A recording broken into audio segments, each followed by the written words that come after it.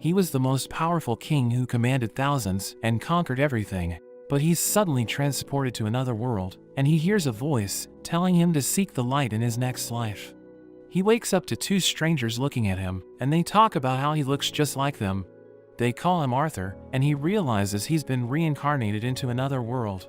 He can't believe he was turned into a baby, and he soils himself, but he notes that his parents take good care of him. He finds his body like a prison, since he can't move the way he wants, and he wishes it was all a dream. But he soon realizes this world is different, as his father Reynolds uses magic and smashes a boulder. But a fragment hits him, so his wife Alice heals him with her spell, and Arthur notes that their powers didn't exist in his old world. Reynolds goes on a hunt with his friends, and a boar charges at him, but he takes it head on, and he easily defeats it. He returns home, and goes to hug his wife, but he realizes that his hands are dirty. Arthur thinks it's a dangerous world, since everyone's allowed to use weapons, so he's determined to get stronger as soon as possible. Alice asks Reynolds if he's okay, so he tells her not to worry, because he just finished an easy job, and she tells Arthur it's time to nap. He's frustrated because he can't do what he wants, but he thinks his peaceful life isn't so bad. He recalls how he used to deal with assassins in his world, so he wasn't able to sleep when he wanted to. After a few days, Arthur's parents watch him as he learns how to crawl, and he sees himself in the mirror. They think he looks cute, but he still isn't used to being treated like a baby, and he comes up with a plan to get stronger. Alice kisses him and leaves him in his crib, but he manages to escape and slowly makes his way to the library while she's busy washing the dishes. He reads a book about the world he lives in and learns that he's on the Dicathan continent, which contains 3 kingdoms. The Darf Kingdom is an underground nation of dwarves, while the Elenor Kingdom is home to the forest elves. The humans live in the Sapin Kingdom, which has the highest population, and Arthur realizes that it's ruled by a king. But unlike in his old world, the throne is inherited and not seized. He takes a book about magic and realizes that the world's technology is primitive because the people are focused on developing their magic. We learn that mana is their source of power, and the ability to control it mostly comes down to genetics, but only 1% of the population can use it. He reads about the 2 applications of mana, which are known as augmenting and conjuring. Augmenters use their mana to enhance their physical abilities, while conjurers project it to cast spells. He learns about the mana cores, which allow people to control their mana, and they usually develop when a person reaches puberty. But he learns that he can create a mana core by channeling his mana into a single point in his body, and he realizes it's similar to Ki, which was his source of power during his past life. He tries to use his knowledge of Ki to create his mana core, but Alice suddenly grabs him, telling him he shouldn't make her worry, and she takes him back to his crib. After 2 years, we see Alice writing about her experience with Arthur, but she wonders why she has never seen him smile. She sees him training with Reynolds, who teaches him how to wield a sword, but she gets upset, thinking Arthur is still too young. Alice heads to the town with Arthur, who looks at the items for sale, realizing most of them don't exist in the world he lived in. He watches a man use fire magic, and when they return home, he notes that he's enjoying his new life, because his parents are always looking after him. We learn that during his previous life, he was raised as an orphan, so he never knew what it was like to be loved by his parents. Alice tells him she enjoys every moment she spends with him, telling him he's just like his father. So she thinks he'll also become an adventurer when he grows up, but she wants him to live a peaceful life. He watches Reynolds as he uses his mana to launch rocks into the air, and he thinks he was able to impress Arthur, but he notes that it'd be faster if he just picked them up. Alice tells him it's time for his nap, but he wants to read instead, and he uses his cuteness to convince her to let him do it. She leaves him in the library, and he works on creating his mana core.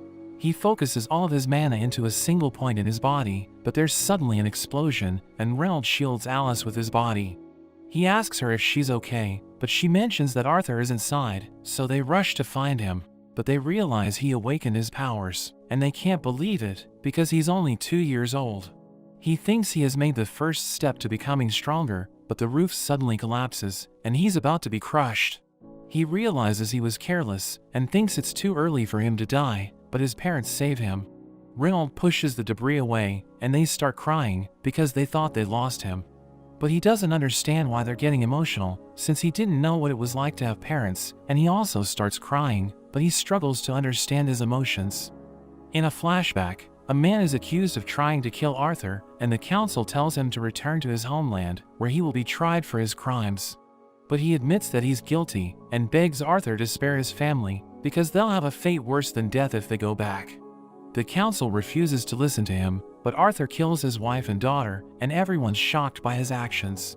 But they recognize it as an act of mercy, because the man's family won't have to suffer for the rest of their lives, and the man thanks him for granting his wish. We return to the present, as Reynolds gives Arthur his gloves, but he refuses to take it, and decides to use a sword instead, because he knows that it isn't a good weapon for a child. They start training, and Reynolds strengthens his sword with his mana, but Arthur does it as well, and destroys his sword in one hit. After that, Reynolds tells Alice they need to hire a teacher for Arthur, because he knows how talented he is. She doesn't want him to leave their house, so she offers to teach him her magic instead, but Reynolds reminds her that he can't learn her spells. He reveals that Arthur destroyed his sword during their training, and she can't believe it, since he's only 4. But she still refuses to let him leave their house, and they start arguing, but he mentions that they can go with him. They think it's a great idea, because they can hear everyone praise his talents, and they're excited to leave their house. They meet a group of adventurers, and one of them notes that Arthur has met them before, but thinks he doesn't remember them. But he knows that they're the Twin Horns party, and his parents used to work with them. The man introduces himself as Adam, and a girl hugs him, telling him to call her Angela. Another man puts him down, and introduces himself as Durden. But he notices a girl watching him, so they tell him her name is Jasmine, and their archer introduces herself as Helen. They begin their journey, and Alice tells Arthur to enjoy his first trip, but he notes that their transport is primitive, because he's used to traveling in battleships during his past life. He knows that their destination is Xyrus City, and he's looking forward to seeing it, but they have a stopover, and they suddenly get attacked by a pack of wolves. But the party fights them off, and Arthur is impressed by their moves. They eat the wolves for dinner, and Reynolds tells Arthur to eat as much as he wants. He thinks he can't be picky, since they're traveling, but he realizes that Alice has no appetite. She tells him she's full, but he realizes she only had a bite. She sees that Reynolds is injured, so she decides to heal him, and the others keep watch, because they don't want anyone to find out about her powers. We learn that she's a special kind of mage called an emitter, but she needs to keep it a secret, because people might take advantage of her if they learn about it. Adam asks Reynolds if he can borrow Arthur, because he wants to play with him. But he takes out his weapon, so Arthur realizes that he wants to fight, and sees that nobody's trying to stop him. He uses his mana to strengthen his weapon, and Arthur thinks he won't hold back, so he prepares to fight, and also uses a skill to boost his speed. He charges in, and Adam prepares to attack him, but he suddenly disappears, and gets behind him. Everyone's impressed by his speed, but he suddenly loses his footing, because he still isn't used to fighting in his body. Adam blows him away, but Angela uses her wind magic to help him land safely. Everyone wonders why Adam didn't hold back, so he explains that it's because Arthur is a monster, wondering what kind of training he's been through. Jasmine wonders how he was able to improve his speed, and asks him to teach her the skill he used.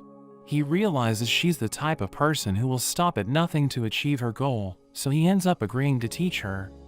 They continue their journey, and everyone trains Arthur to become an adventurer. He shows his skill to Jasmine, and uses it to run with incredible speed, but she easily catches up to him. On his birthday, Jasmine gives him a knife, so he realizes that she has opened up to him, and everyone notes how she's acting different than her usual self. They prepare to move out, but Arthur realizes Alice is acting strange, so he asks her what's wrong, but she tells him she's okay. As they continue on, they suddenly get attacked by bandits, and their leader notes that he'll take the women and children so that he can sell them for money. He orders his men to attack, so they charge in, and Arthur's companions try to fight them off, but there are too many of them. Reynolds crashes into Arthur's carriage, and Alice rushes to heal him, but he tells her she can't let the bandits learn about her power. He tells Arthur to help her escape, but he explains that he's strong enough to defeat the bandits, so he wants to join the fight. But Reynolds reveals that Alice is pregnant, and Arthur realizes it's the reason why she's been acting strange. Reynolds tells him he's about to become a big brother, so he needs to use his powers to protect her. He runs away with her, and the bandit leader orders his men to stop them, but Reynolds charges at him. He tells Reynolds he isn't strong enough to defeat him, but he goes all out and starts to push him back. There are bandits that are in Arthur's way, but his companions clear a path for him, telling him to escape with his mother. He recalls that he has killed countless people, so he doesn't value the lives of others.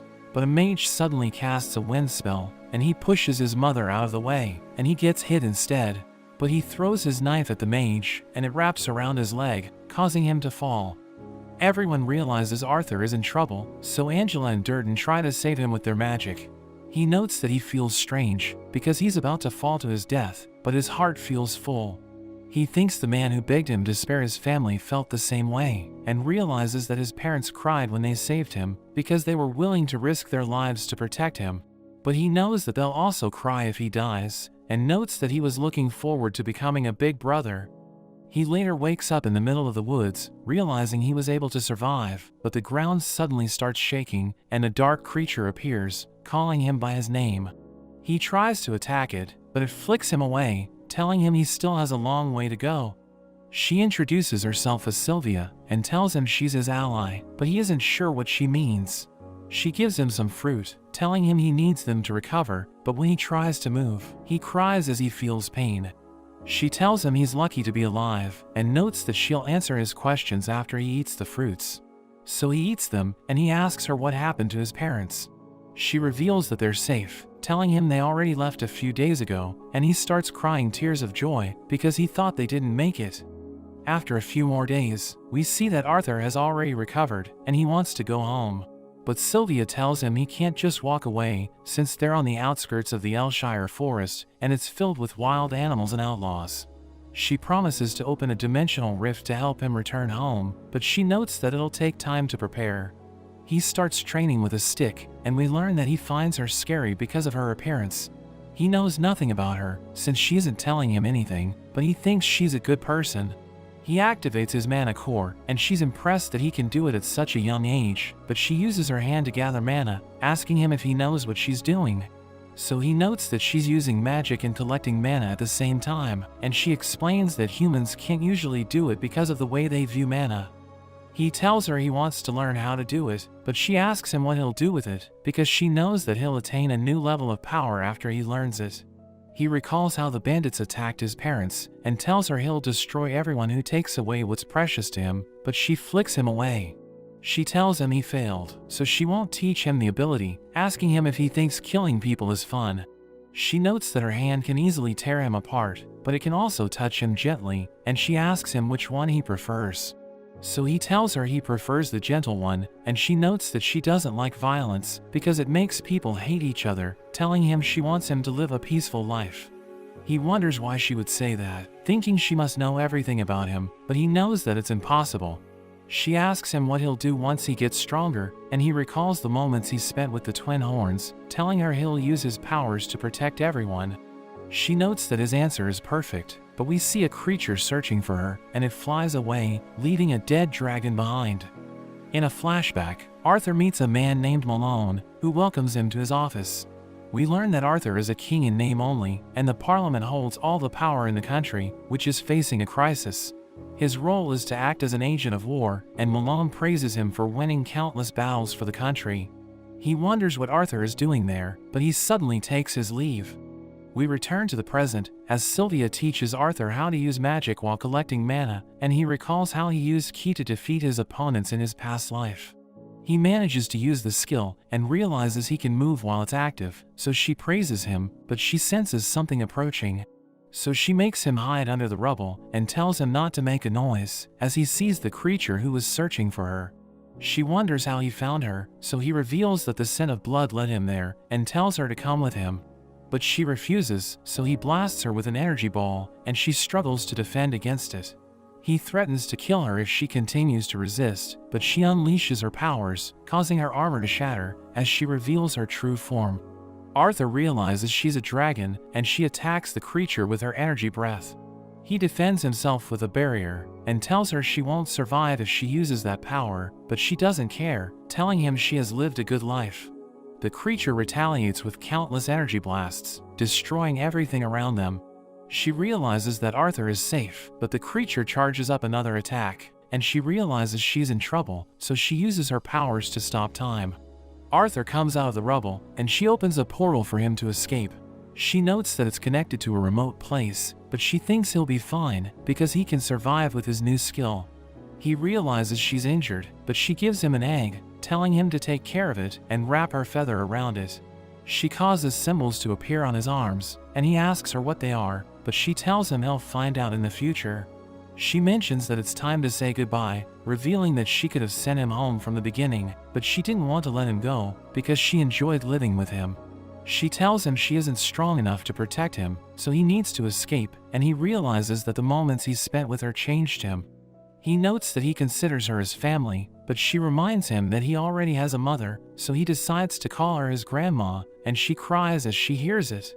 She thanks him, but tells him it's time to go, so he takes the egg and feather before escaping through the portal. He tells her to come with him, but she closes the portal, and as time resumes, she's hit by the energy blast, and she falls to the ground. The creature approaches her, but he knows she's still alive, and she suddenly blasts him with her energy breath, causing a massive explosion. Arthur travels through the portal as he hears Sylvia's voice, telling him to remember everything she taught him. He tells her he's sad, and she notes that the world is filled with sadness, so they must change it with a smile. He thinks he can't do it, but she tells him to take it one step at a time, telling him she believes in him. She reveals that she knows about his past life, and she tells him not to fill his heart with anger and hatred, wanting him to live a life filled with the blessing of light. He wakes up in the middle of the woods, and he thinks about Sylvia's final words. He prepares to continue his journey with the egg she gave him, but he suddenly hears a noise. He enhances his speed to jump around the forest and sees an elf girl surrounded by bandits. She cries for help, but they tell her no one's coming for her, and they discuss how much they can make by selling her. Arthur recalls the moment his family was attacked by bandits, and he thinks about killing them, but he remembers that Sylvia wanted him to live a peaceful life, so he decides to control his emotions. The bandits take the girl, and they travel through the woods, as Arthur continues to follow them. Later on, the bandits have a break, so Arthur prepares to make his move. He wonders why the forest hounds pulling the carriage are so obedient, and realizes their collars have magic. He throws stones at one of them, and they become agitated, so one of the bandits tries to quiet them down. But Arthur suddenly appears behind him, killing him with a single hit, and he takes his knife. His companion sees his body, but Arthur sneaks up on him and takes him out as well. Another bandit appears, so Arthur attacks him, but their leader hears him screaming, so he wonders what happened. The bandit warns him that a mage is attacking them, but he realizes that Arthur is just a kid, thinking he can sell him if he captures him alive. He enhances his body and lunges at Arthur, but he manages to dodge him. He throws his knife at the man, but he just catches it and kicks him away. The man praises him for putting up a good fight, but he tells Arthur to give up, because he doesn't stand a chance.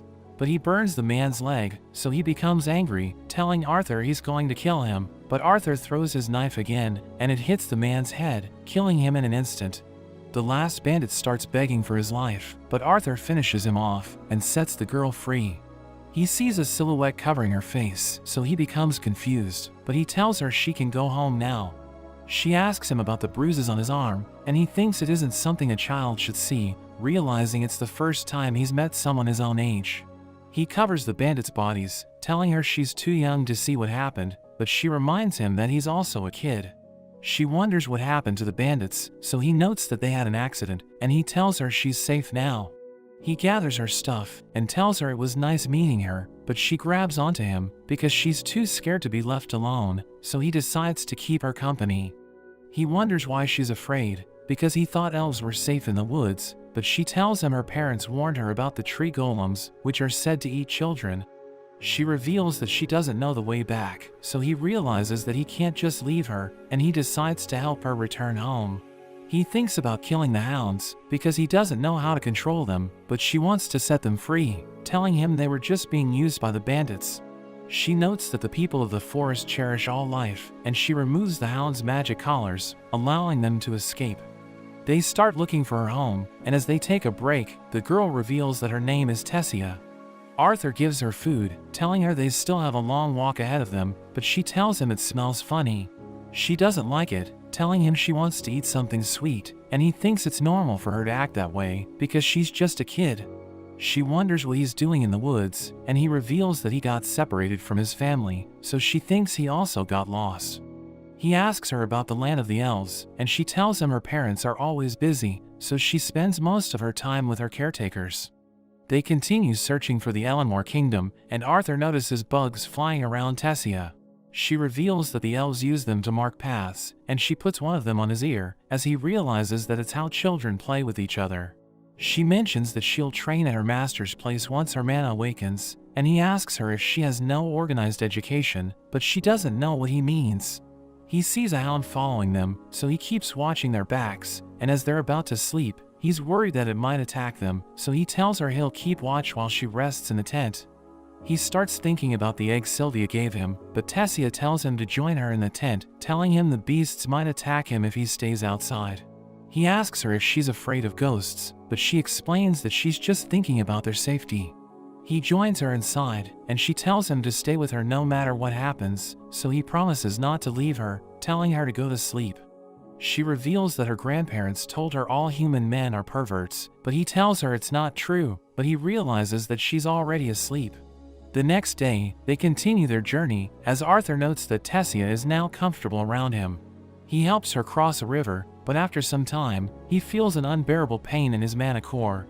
She leaves to look for healing herbs, but he tells her it's too dangerous, and as he waits for her to return, a hound suddenly appears.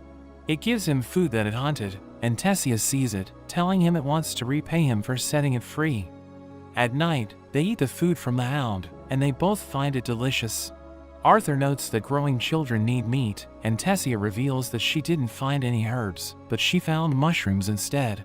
She tells him the female elves eat it all the time, so he decides to try it, but he ends up getting sick. As they rest in the tent, Tessia reveals that she has heard about the human and dwarf kingdoms, and she wants to visit them, but she's afraid that she might run into bad people. She notes that the elves don't trust other races, but Arthur suddenly falls asleep, so she gives him a blanket. The next day, we see that Arthur still isn't feeling well, and he thinks children's bodies are weak. Tessia asks him if she can call him Art, because she thinks they're friends now, but he tells her he isn't worthy to be her friend, since he's just a commoner. She tells him he sounds like an old man, and he starts mocking her for being a scaredy cat, so she becomes upset. But she tells him she saw something, and he thinks it's nothing special, but he realizes that a portal has appeared in a tree.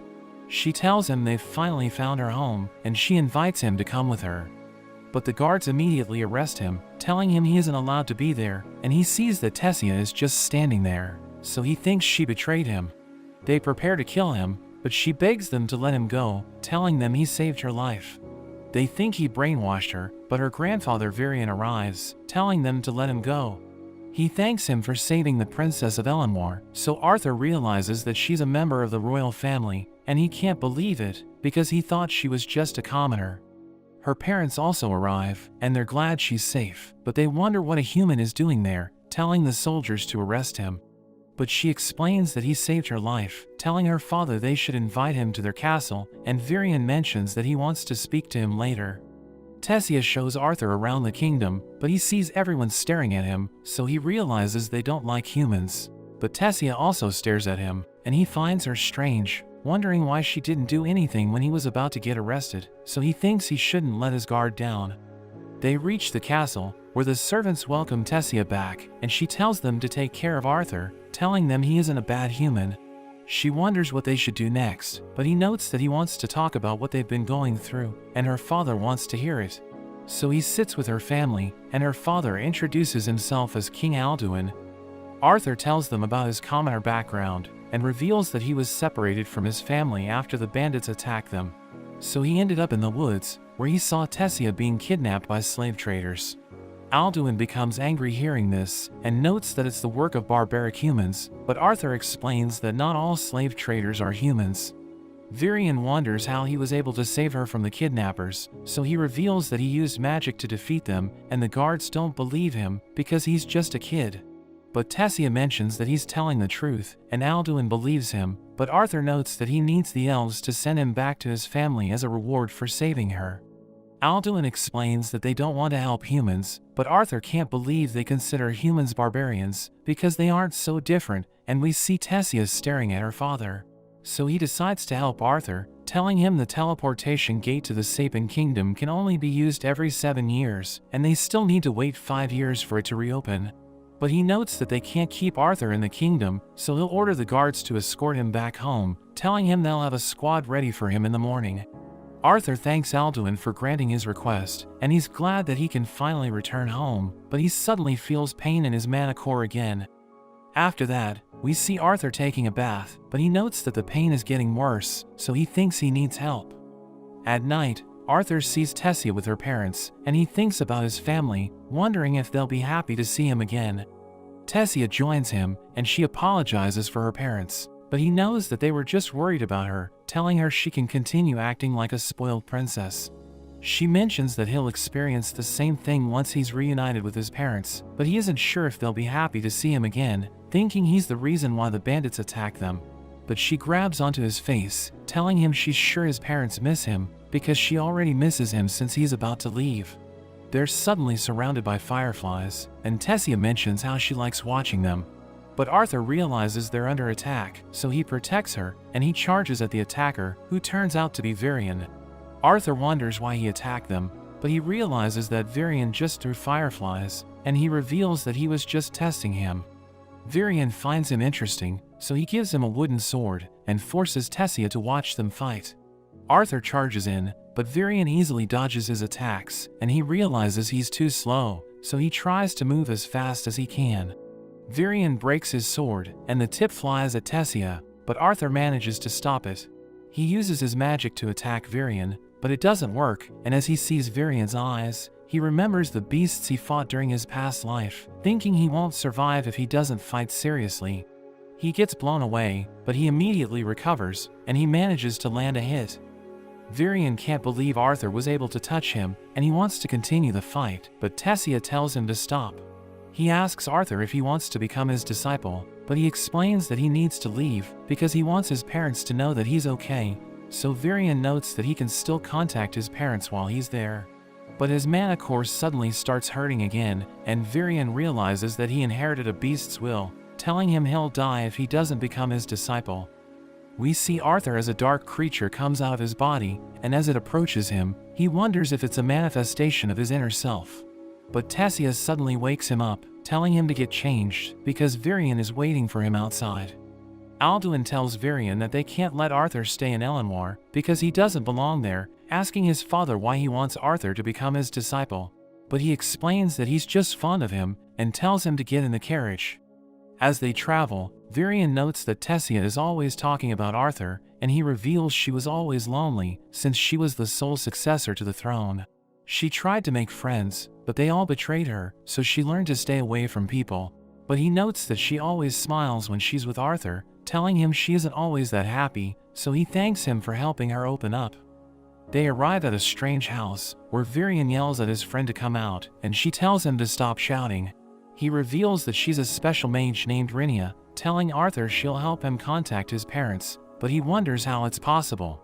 So she reveals that she's a seer, and her magic allows her to see fragments of the past and future, but she can also help him talk to his parents. She tells him to look at the water, and focus on thinking about his parents, as she uses her magic to help him reach them. We see his parents as they prepare to eat, but they think about Arthur, because it's actually his birthday. We learn that they fell into despair after they lost him, and Reynold blamed himself for what happened, because he told Arthur to protect his mother. After the incident, they moved to a city, where Reynold got a job, and they found a new place to call home, but they still haven't moved on from what happened. They suddenly hear Arthur's voice, and he tells them he's still alive, but he's in the kingdom of Elenwar, where he's using magic to talk to them. He explains that he can't return yet, because he needs to fix a problem in his body, but he tells them he'll be back as soon as he recovers. He notes that he doesn't know when he'll be able to talk to them again, but he tells them not to worry about him. They're overjoyed to learn that he's still alive, and he starts crying, as he notes that he doesn't want to make them sad again, so he agrees to become Varian's disciple. They return to the castle, where Tessia convinces her father to let Arthur stay, and Varian notes that he'll take responsibility for anything that happens, since Arthur is his disciple. After that, Alduin apologizes for being rude to Arthur, and tells him he's welcome to stay in the castle. He realizes that Tessia and Varian are Alduin's weakness, and he tells him he feels honored, but Tessia mentions that she wants to play with Arthur. Tessia takes Arthur to the town, where he bumps into a boy named Ferrith, who tells him he doesn't belong there, and the kids start insulting him because he's human. She tells him to ignore them, and Ferrith notes that being with a human will ruin her reputation, so he offers to escort her, but she refuses to go with him. Arthur starts mocking him for having a ridiculous name, and he becomes angry hearing this, so he challenges Arthur to a duel. He realizes everyone is watching them, and Ferrith tells Tessia to judge their fight. As the match begins, Ferrith immediately charges in, but Arthur easily knocks him out. He can't believe the fight is already over, but Tessia tells him to run, and they enjoy the rest of the day together, as Arthur realizes that he's growing attached to her.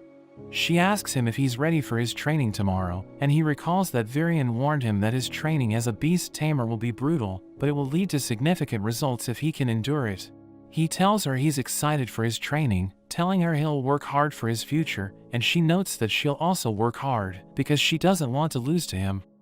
The next day, Varian tells Arthur it's time to begin his training, and he knows it will be difficult, but he's determined to get through it. 3 years later, we see Tessia telling Arthur to wake up, and she uses her mana as she grabs him, causing him to scream, and he tells her to be more gentle. They start training together, and Varian watches them as they fight, realizing they're ready for the next step. He reveals that once a mage stabilizes his mana, he can obtain one of the 4 magical elements. Varian explains that a mage's race will determine the elements he can use, revealing that the elves have the wind element, while dwarves are better at using the earth and fire attributes. But humans are able to use all 4 elements, and Arthur is surprised hearing this, but Varian reminds him that he can only pick one of them. Tessia wonders why Arthur didn't use magic while he was training his body, so Varian tells her it's because he's weak. He notes that Arthur's mana core contains a beast's will, which ruins the balance between his body and his mana core, and it's the reason why he's been feeling pain. We learn that when an elf awakens their magic at the age of 10, they're considered to be gifted, but Tessia was able to use magic when she turned 9, and she started training with Arthur ever since. Varian tells him it's time to awaken the beast will inside his body, telling him he'll no longer feel the pain in his mana core if they succeed, and he'll become a real beast tamer. Varian tries to spark a flame in his mana core, but a bright energy suddenly comes out of his body, and it blows Varian and Tessia away.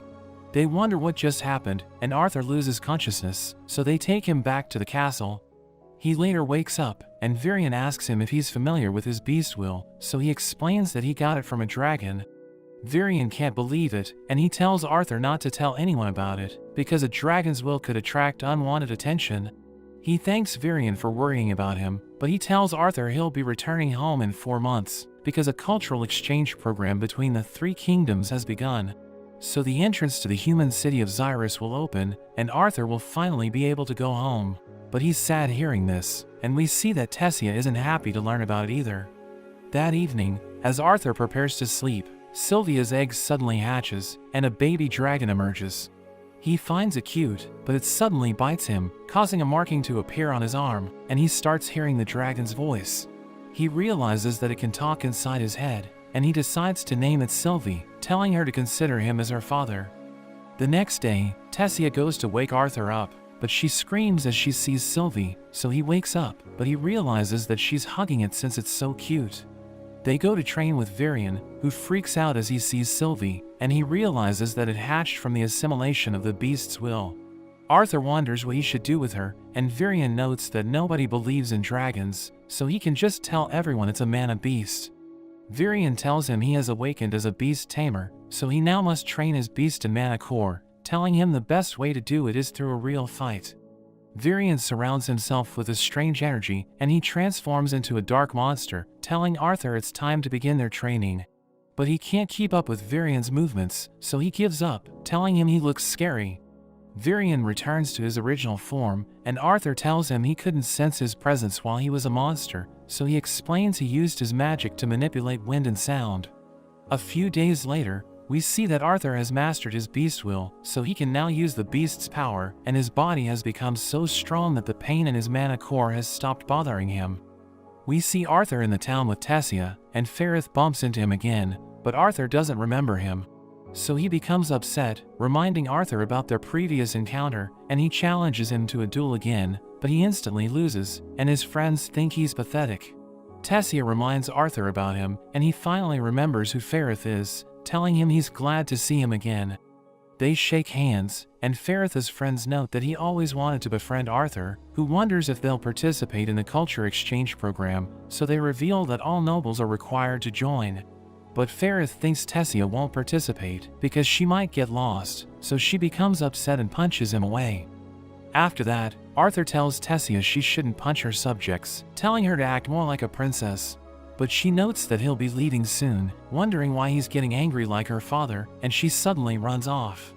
That evening, we see Tessia crying in her room, but Arthur invites her to go to the forest.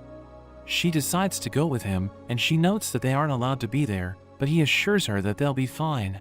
They see the hounds they saved, realizing they're doing well, and as Tessia and Arthur rest near a campfire, she tells him she doesn't want him to go, but she suddenly falls asleep. The next day, Arthur prepares to leave, and everyone sees him off, as Varian gives him a compass, telling him he can use it to return to Elenmore. But Varian tells him not to go out at night too often, so Arthur apologizes for going to the forest. As Arthur is about to leave, Tessia suddenly rushes to him and tells him to take care of himself. So he hugs her, telling her he'll miss her, and she mentions she feels the same way. After that, Arthur arrives in Zyra's city, where he heads to find his parents.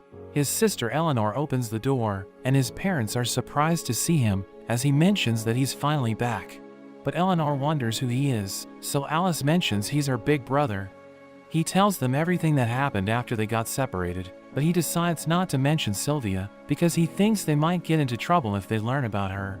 He explains that he found Sylvia in a mana beast's cave, where he saw that its mother was dying, so he decided to adopt it. He asks his father about his job, so he reveals that he now works as a security instructor at the Helstia auction house, and he notes that his mana core reached the dark orange stage 2 years ago. We learn about the colors of mana, which range from black to white, and the brighter colors are considered superior to the darker ones. Arthur knows that Reynold trained to level up his mana core, and he asks Arthur what stage he's in, so he reveals that he's light red. Reynold can't believe it, realizing Arthur is about to overtake him, and he thinks they should spar in the garden. His boss Vincent Helstia suddenly bursts through the door, asking him about Arthur, so he introduces himself to Vincent's family. Vincent's daughter Lilia finds Sylvie cute, so she asks for Arthur's permission to touch it, and Reynold mentions that they're about to have a sparring match. They head outside, and Vincent can't believe Arthur's mana core is bright red, because he's only 8, revealing that even the geniuses of the Xyrus Academy barely reach dark red by the age of 11. But Arthur notes that he hasn't been training his mana core properly, because he focused on assimilating Sylvia's will. He starts fighting his father, who blocks his attacks, telling him his skills have improved, but he mentions that he'll start fighting seriously. He surrounds his body with flames, as Arthur notes that augmenters can't manipulate the elements around them, so they usually struggle to identify the element that's compatible with them. But after reaching a certain level, they can decide which element they want to use, and those with exceptional talent can control more than one element. Arthur struggles to keep up with his father, so he decides to go all out, and a bright energy covers his fists. He rushes forward, but Reynolds still manages to overpower him, and he gets pushed back. But he recalls that Varian taught him how to go beyond his limit, and lightning suddenly starts coming out of his body, and it sets the ground on fire. Reynolds knows that he's using high-level fire magic, and Arthur controls the water from the fountain to put out the fire, which shocks everyone, realizing he can use 2 elements at the same time. Reynolds tells him he's amazing, but he reveals that he just learned it recently, revealing that he can barely control it.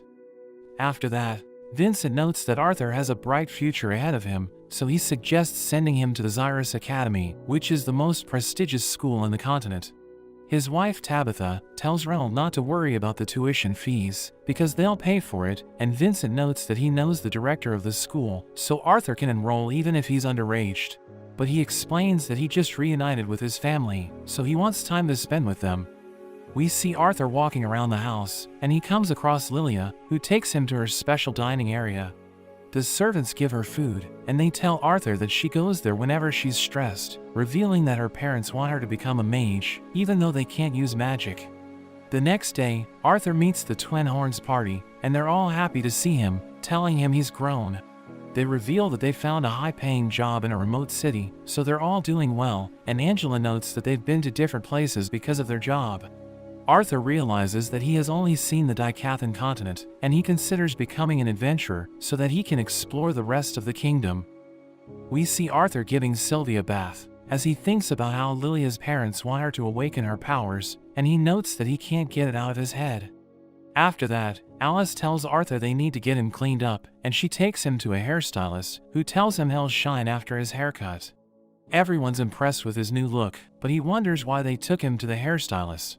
So Tabitha explains that they want him to look his best, because they're planning to take him to the Helstia auction house. But she notes that they'll just show him around the city for today, and Eleanor tells him to escort her, while Lilia mentions that she's jealous because Eleanor used to be attached to her before he arrived. He explains that it's because he just got back, and they explore the city together, but they come across a group of students from the Xyrus Magic Academy.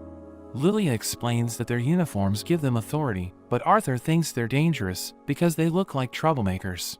He sees a shop selling beast cores, which grant power to their users, and Tabitha notes that the cores with a beast's will are worth over 100 gold coins. He doesn't know how much that's worth, so she explains that it's enough money to live for 250 years, but Lilia notes that there are cheaper cores available in the weapons stores. She wants to buy one of them, but Tabitha tells her it isn't a shortcut to awakening her sorcery, and notes that she's too young to have a beast core. They start eating together, but Arthur realizes that Lilia isn't happy, and she suddenly walks away. So he follows her to a shop that sells beast cores, and she realizes that she can buy one of them with her allowance, but he stops her, telling her it isn't the key to awakening her magic. She thinks it's worth a try, and explains that she tried everything to awaken her magic, telling him he wouldn't understand how she feels, since he's a prodigy. He realizes that he's the reason why she feels pressured, so he wants to talk to her, but she tells him to leave her alone, and accidentally bumps into a student from the academy. She immediately apologizes, but he starts bullying her, and the shopkeeper hears the commotion, but he realizes that the students are from the Xyrus Academy, so he decides to leave them alone. Their leader threatens her with his magic, so Arthur prepares to take them on, but Tabitha suddenly arrives, telling them Lilia is the daughter of the Helstias. They know that her family donates to the academy, and the director will scold them if they mess with her, so they decide to walk away. But one of them thinks she's trying to buy her spot in the academy because she has no talent whatsoever. After that, Vincent learns about what happened, and Lilia apologizes for getting into trouble, but he tells her not to worry, because it won't be a problem after Arthur joins the academy. She thinks her father wants to send him in her place, because she still can't use magic, and Tabitha tells her to calm down, but she tells them that she hates them. She heads to her room, where she wonders when her magic will awaken, and she thinks her parents are donating to the academy, because they want to secure a spot for her. Arthur suddenly visits her, telling her he never wanted to take her spot, but she reveals that she's jealous because he stole her father's attention. She thinks it's her fault for not awakening her magic, thinking her parents must be tired of her, and he understands how she feels. He grabs her face and tells her everyone knows how hard she's trying, but her father is fond of him because he's just like Eleanor, who's attached to him since she just met him. Lilia thinks she's just pressuring herself, but he thinks it isn't true, and asks her if she really wants to use magic. After that, Arthur tells Vincent that Lilia ran away from home and went on a quest to awaken her magic, but he tells him not to worry, because he knows where she's going.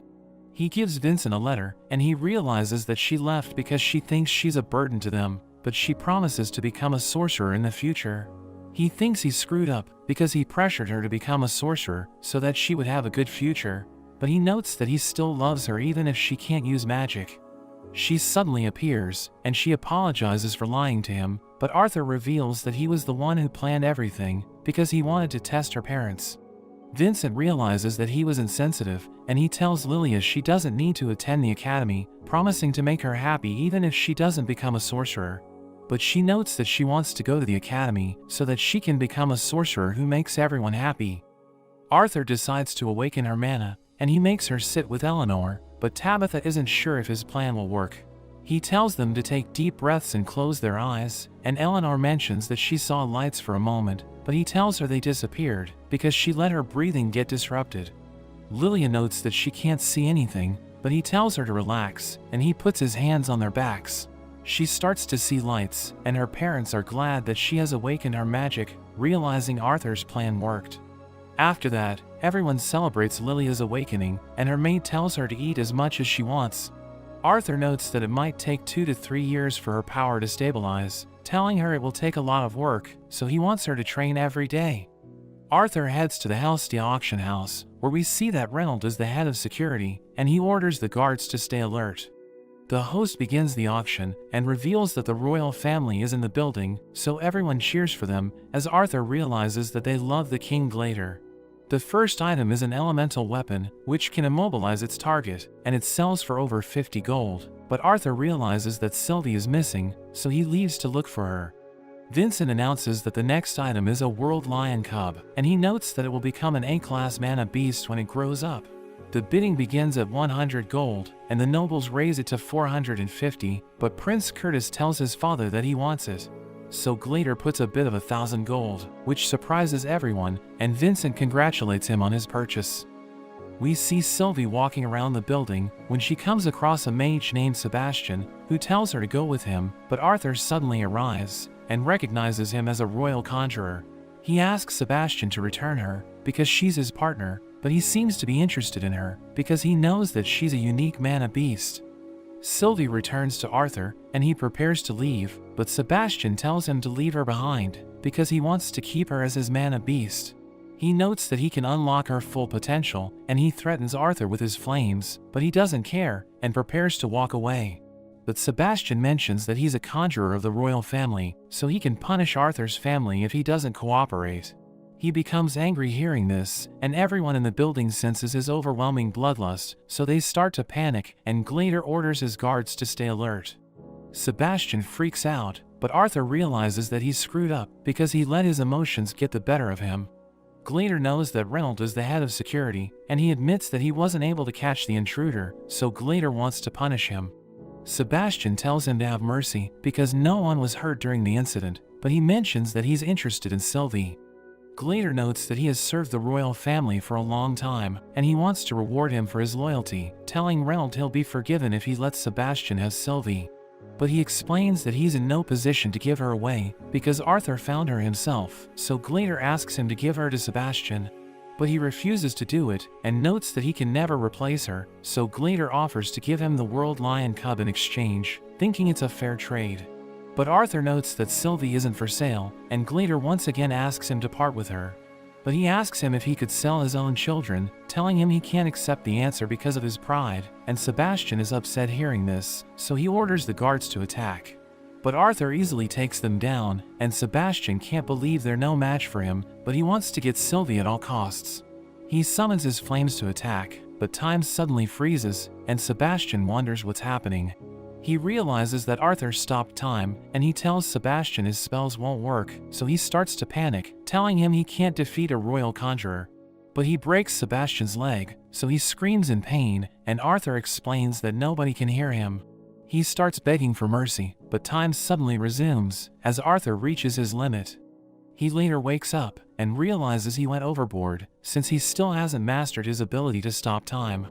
Alice joins him, and he asks her what happened after he passed out, so she reveals that she used her powers to heal him. She takes him to the market, where she buys a clip for Eleanor, telling him to give it to her. She asks him if he wants to buy anything, but he's worried about their financial status because he thinks Reynold lost his job. But she notes that she also has a job, and they go shopping together as he helps her carry her things. Arthur returns home, but he sees Reynold arguing with a man who apologizes for what happened. He gives them a bag of coins and reveals that it's from Glader, telling them to accept it as a show of good faith for the incident. Arthur knows that he could have died, but he decides to accept it anyway, and the man notes that the guards who attacked him were fired. Reynold thinks they deserve a worse punishment, but the man reminds him that he failed as the head of security, and Arthur notes that it's his fault for defying the king. He wonders what happened to Sebastian, so the man reveals that he was relieved from his position, and he's currently undergoing treatment for his broken leg. He claims that Arthur was the one who injured him, but Reynold thinks it's ridiculous, and the man notes that Glader isn't happy with the incident, so he's offering gold to make amends. The man tells Reynold to teach his son manners, because not everyone is as forgiving as their king, and he accepts the apology. But he gives the gold to Arthur, and reminds him that he's the one who almost got killed. The next day, Arthur heads to the academy, but he sees a strange bird fly away, and he follows it to the woods, where he meets an old woman, who reveals that she's been waiting for him. He recognizes her as the director of the academy, and she explains that she wants to know how powerful he is, because Vincent told her about him. He can sense that she has incredible power, and he decides to show off his skills, to prove that Vincent isn't lying. He combines his wind and earth magic to launch rocks at her, but she easily destroys them, so he follows up with a fire spell, which summons burning weapons to attack her. But she casts wind magic to defend herself, so he decides to go all out, and uses mana to strengthen his body. He charges in, but she blows him away with her wind, telling him she's impressed by his abilities, but she can tell that he's overestimating himself. She tells him not to lose consciousness, and uses her magic to create a piercing sound, which causes him to struggle, as he wonders if she's also a unique sorcerer. She stops using her spell, and tells him he passed, but she wonders why he went there just to show her his powers. So he reveals that he needs her influence and authority to protect his family, promising to enroll at the academy if she grants his wish. But he explains that he's still underage, so she needs to wait 3 years before he becomes her student. She wonders why he doesn't want to begin his training yet, so he explains that he wants to enjoy his life, telling her about his dream to become an adventurer and explore the world. But he reveals that his parents don't know about his plan yet, so she tells him to convince them before she accepts the deal.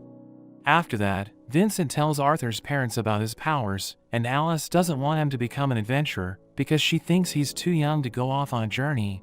He explains that he'll return every few months, telling her he wants to see the Decathan continent, because he still has much to learn about it. He tells them that he wants to feel what they felt while they were adventurers, but we learn that he just wants to test how strong he's become, and he thinks staying there to train is boring. Reynold knows that Alice is worried about Arthur, because it's dangerous to go on adventures, so he suggests sending him out with someone they can trust. Reynold asks his friends if anyone wants to travel with Arthur, and Adam notes that he isn't interested, because he's afraid that Arthur might kill him. Reynold mentions that he doesn't have much to offer, but he promises to repay the person who looks after his son, and Jasmine volunteers to do it. Everyone's surprised hearing this, because they know that she likes to work alone, but she mentions that she wants to help Arthur. Adam thinks she's the perfect choice, because she's an augmenter who can use elements, and he notes that she just hit the light orange rank, so she's strong enough to protect Arthur. That evening, Arthur sees Lilia meditating, and he realizes that she no longer needs him to project mana into her. He knows that Eleanor has talent, so he thinks she'll awaken her powers when she's around 7, but he wants her awakening to be delayed, so that she won't attract any unwanted attention. He tells Reynold he wants to pick a weapon at the auction house, so they head to the storage room, where he starts looking for a sword. He browses the selection, but he can't pick a sword, because most of them are too large for him. Sylvie leads him to a staff, and he notes that he isn't interested in it, but he realizes that it's ridiculously heavy. He thinks it might be an elemental weapon, so he lets his mana flow into it, and it suddenly starts glowing. He realizes that it's actually a sword, and he takes a swing, but he realizes that it's too heavy for him. He wants to test how sharp it is, so he attacks a barrel, which instantly gets cut in half. He sees strange writings on the sword, and he wonders what they mean, but he drops it as it suddenly starts sparking. He picks it up again, and notices that it's much lighter than before, realizing it's now perfectly suited to his body. Reynold arrives to pick him up, and he takes a random sword, telling his father it's what he picked out.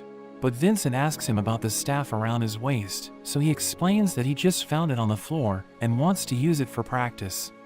Vincent asks his servant about it, so he reveals that an old man dumped it on them, because he couldn't find anyone worthy to wield it.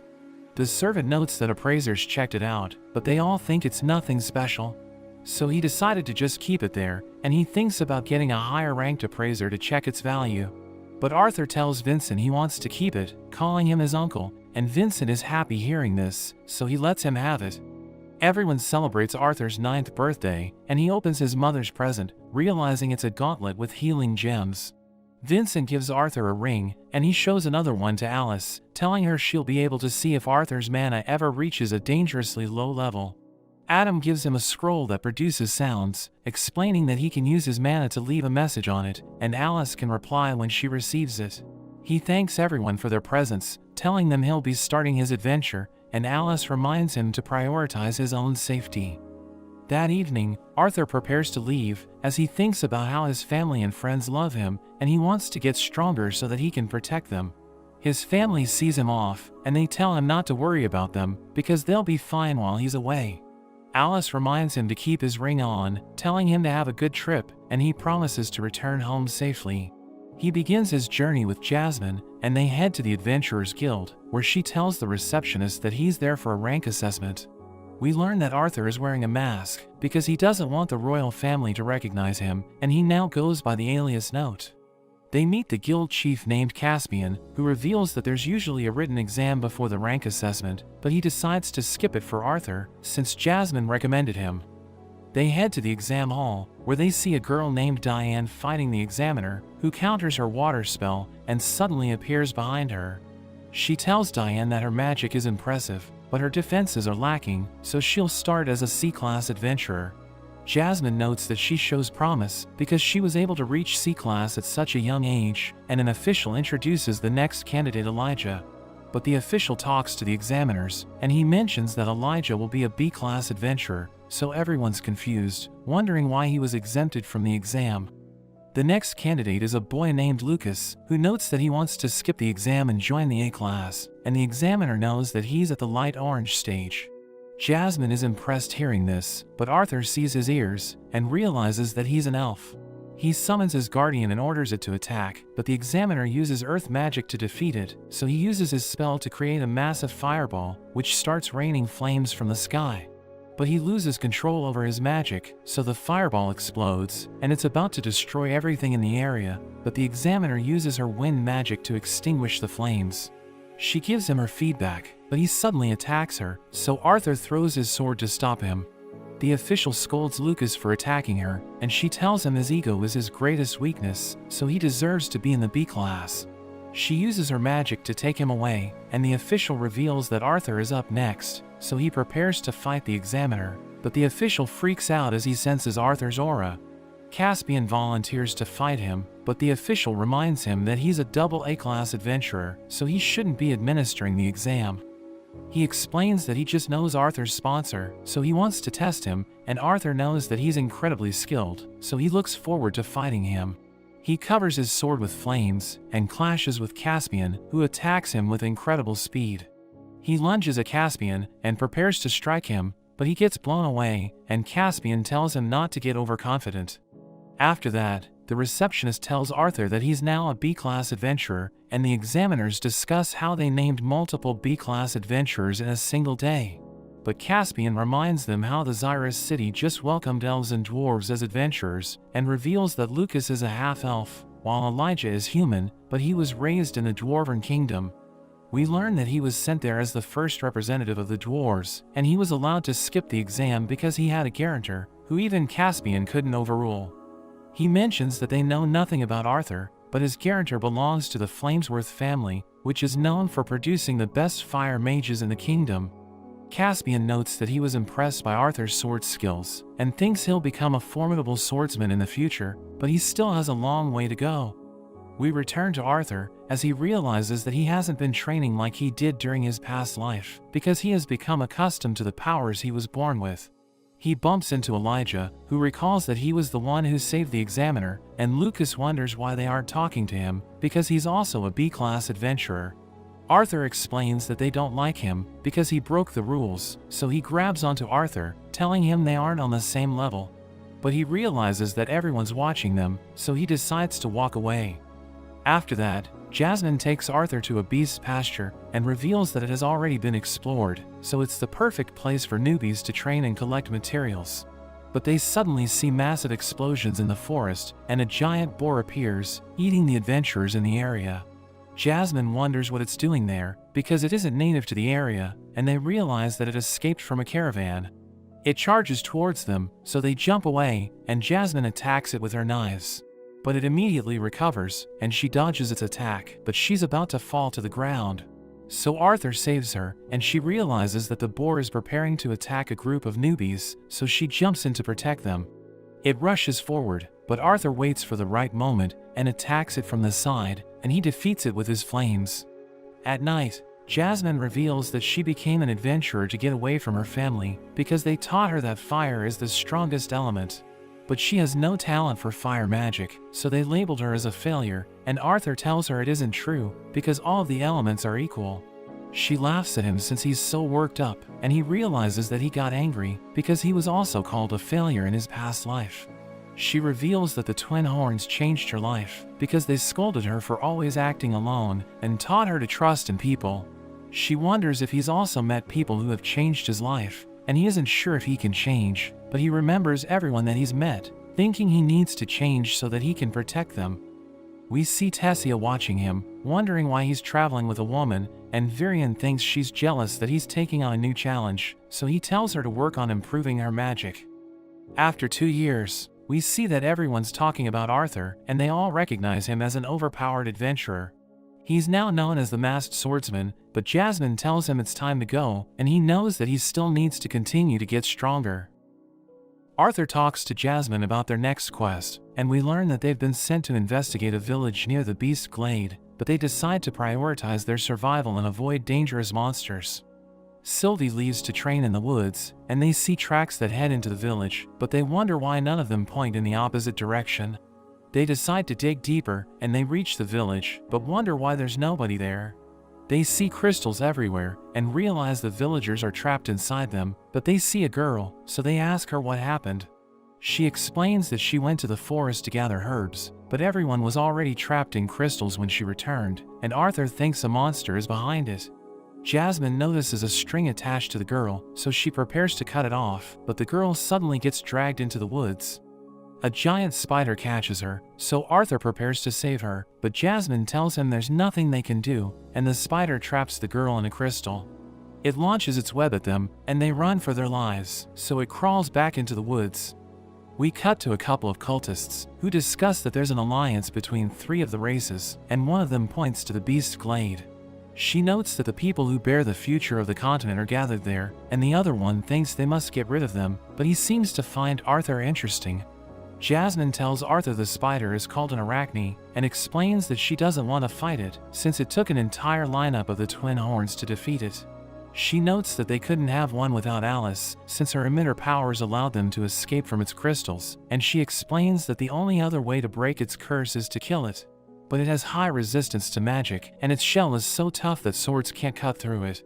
She tells Arthur they're safe since it avoids daylight, and he thinks they should return to the guild to report the situation, but the arachne suddenly appears behind them.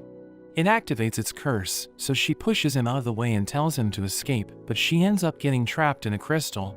He doesn't want to leave her behind, so he decides to fight the arachne, which fires its webs at him, but he manages to cut them down.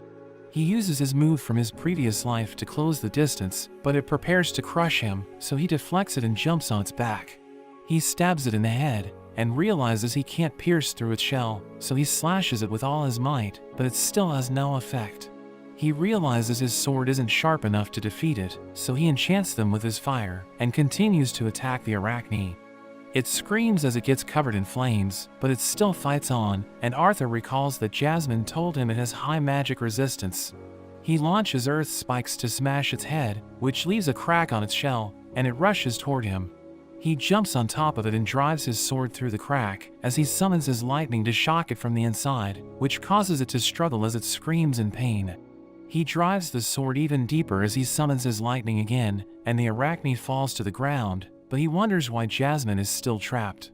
He realizes it's still alive, and it activates its curse to attack him, but he suddenly stops time, and notes that he is grateful since it helped him remember how he used to wield his sword. He cuts it into pieces, and it finally meets its end, but he realizes he's exhausted, so he thinks he needs to train harder to strengthen his body. Sylvie returns to him and asks him if something happened, so he notes that he already took care of everything, but she wishes him the best of luck, since Jasmine is about to scold him.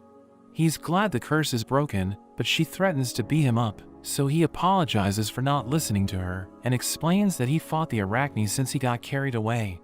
She's impressed that he defeated it alone, but he explains that he still isn't satisfied with his powers since he thinks he isn't strong enough to protect the people he cares about. She notes that his loved ones would be devastated if anything happens to him, so she asks him not to take risks for her, but he tells her that he also cares about her, which causes her to blush. She thanks him for saving her, and he tells her they should get the arachne's core, but they realize that Sylvie is already eating it. They return to the guild, where everyone learns that Arthur defeated an arachne, but Lucas doesn't believe him and asks him to show its mana core. He explains that he couldn't collect it, so Lucas thinks he's lying, but he brings out its eye, and everyone knows it's real. Lucas takes back what he said, but notes that he can also bring down an arachne and walks away, so Elijah realizes he hasn't changed at all. After that, Arthur returns home, and his parents ask him about his adventure, so he tells them he defeated an arachne. They wonder how he did it, so he explains that he focused his attacks on a single spot and cast his magic through an opening he made. Alice is angry since he promised not to do anything dangerous, so he apologizes for his actions, and she scolds Jasmine for letting him fight the arachne, but he explains that it isn't her fault. Alice cries since he didn't keep his promise to her, but Reynold tells her to cheer up since their son beat the arachne and made it back safely. Arthur starts to train with Jasmine, who tells him not to use magic as they fight with their swords, and they attack each other with ridiculous speed. He thinks about how he needs to get stronger so that he can protect the people he cares about, and after the fight, Arthur feels a gust of wind, which makes him remember Tessia. We see her running from a boulder, and she manages to get away, but she thinks she almost died since no one warned her about it. We learn that the elves taught her that humans are terrifying creatures who use violence to take everything from them, and when the traffickers kidnapped her, she realized that the stories were true. But she recalls how Arthur saved her, and it made her realize that not all humans are evil. Tessia's party heads to the guild, where they accept a wild boar hunting quest, but her friends want to leave the Sapin Kingdom since the humans aren't treating them well. They prepare to leave for their next quest, but the humans get in their way, so Tessia beats them up, and her friend Faye creates a wall of water as they escape.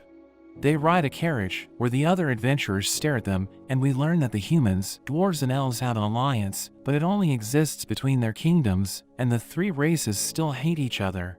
A group of bandits attacks the carriage, so everyone works together to take them down, but another group jumps to attack Tessia, so she casts her wind magic to blow them away.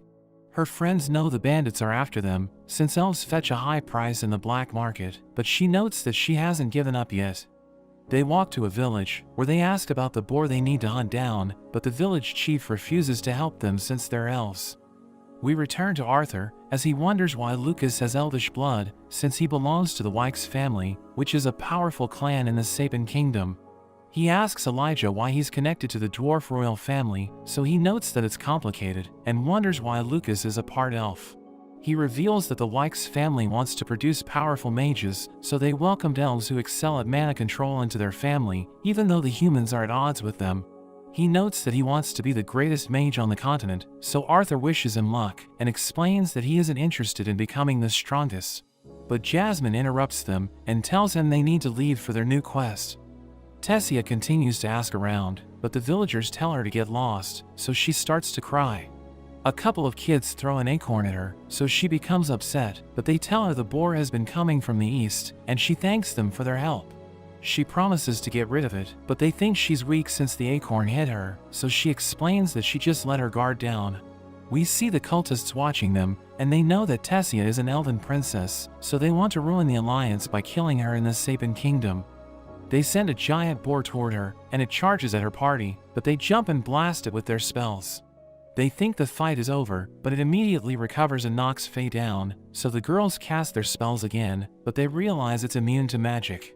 They run for their lives, and the cultists think they don't stand a chance, because even though the elves have incredible talent for magic, their bodies are known to be fragile.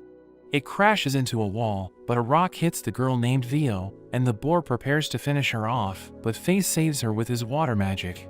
They tell Tessia they must retreat, but she wants to fight the boar, and they realize she has a plan, so they decide to go along with it. Faye blasts the boar with his water, and runs as it chases after him, but he wonders why he agreed to become the decoy, since he isn't good at running. He lures it into Vio's trap, and it falls into a huge pit, and Tessia throws huge boulders at it using her wind magic. Her friends tell her they're exhausted, and she's glad the fight is finally over, but the boar suddenly jumps out of the pit. She realizes her friends are in danger, so she casts her wind magic to save them, and she thinks it's a dumb move, but she knows that Arthur would have done it if he were in her place. Faye summons a water rope to pull her to safety, and he tells her not to fight the boar, since she's already out of mana.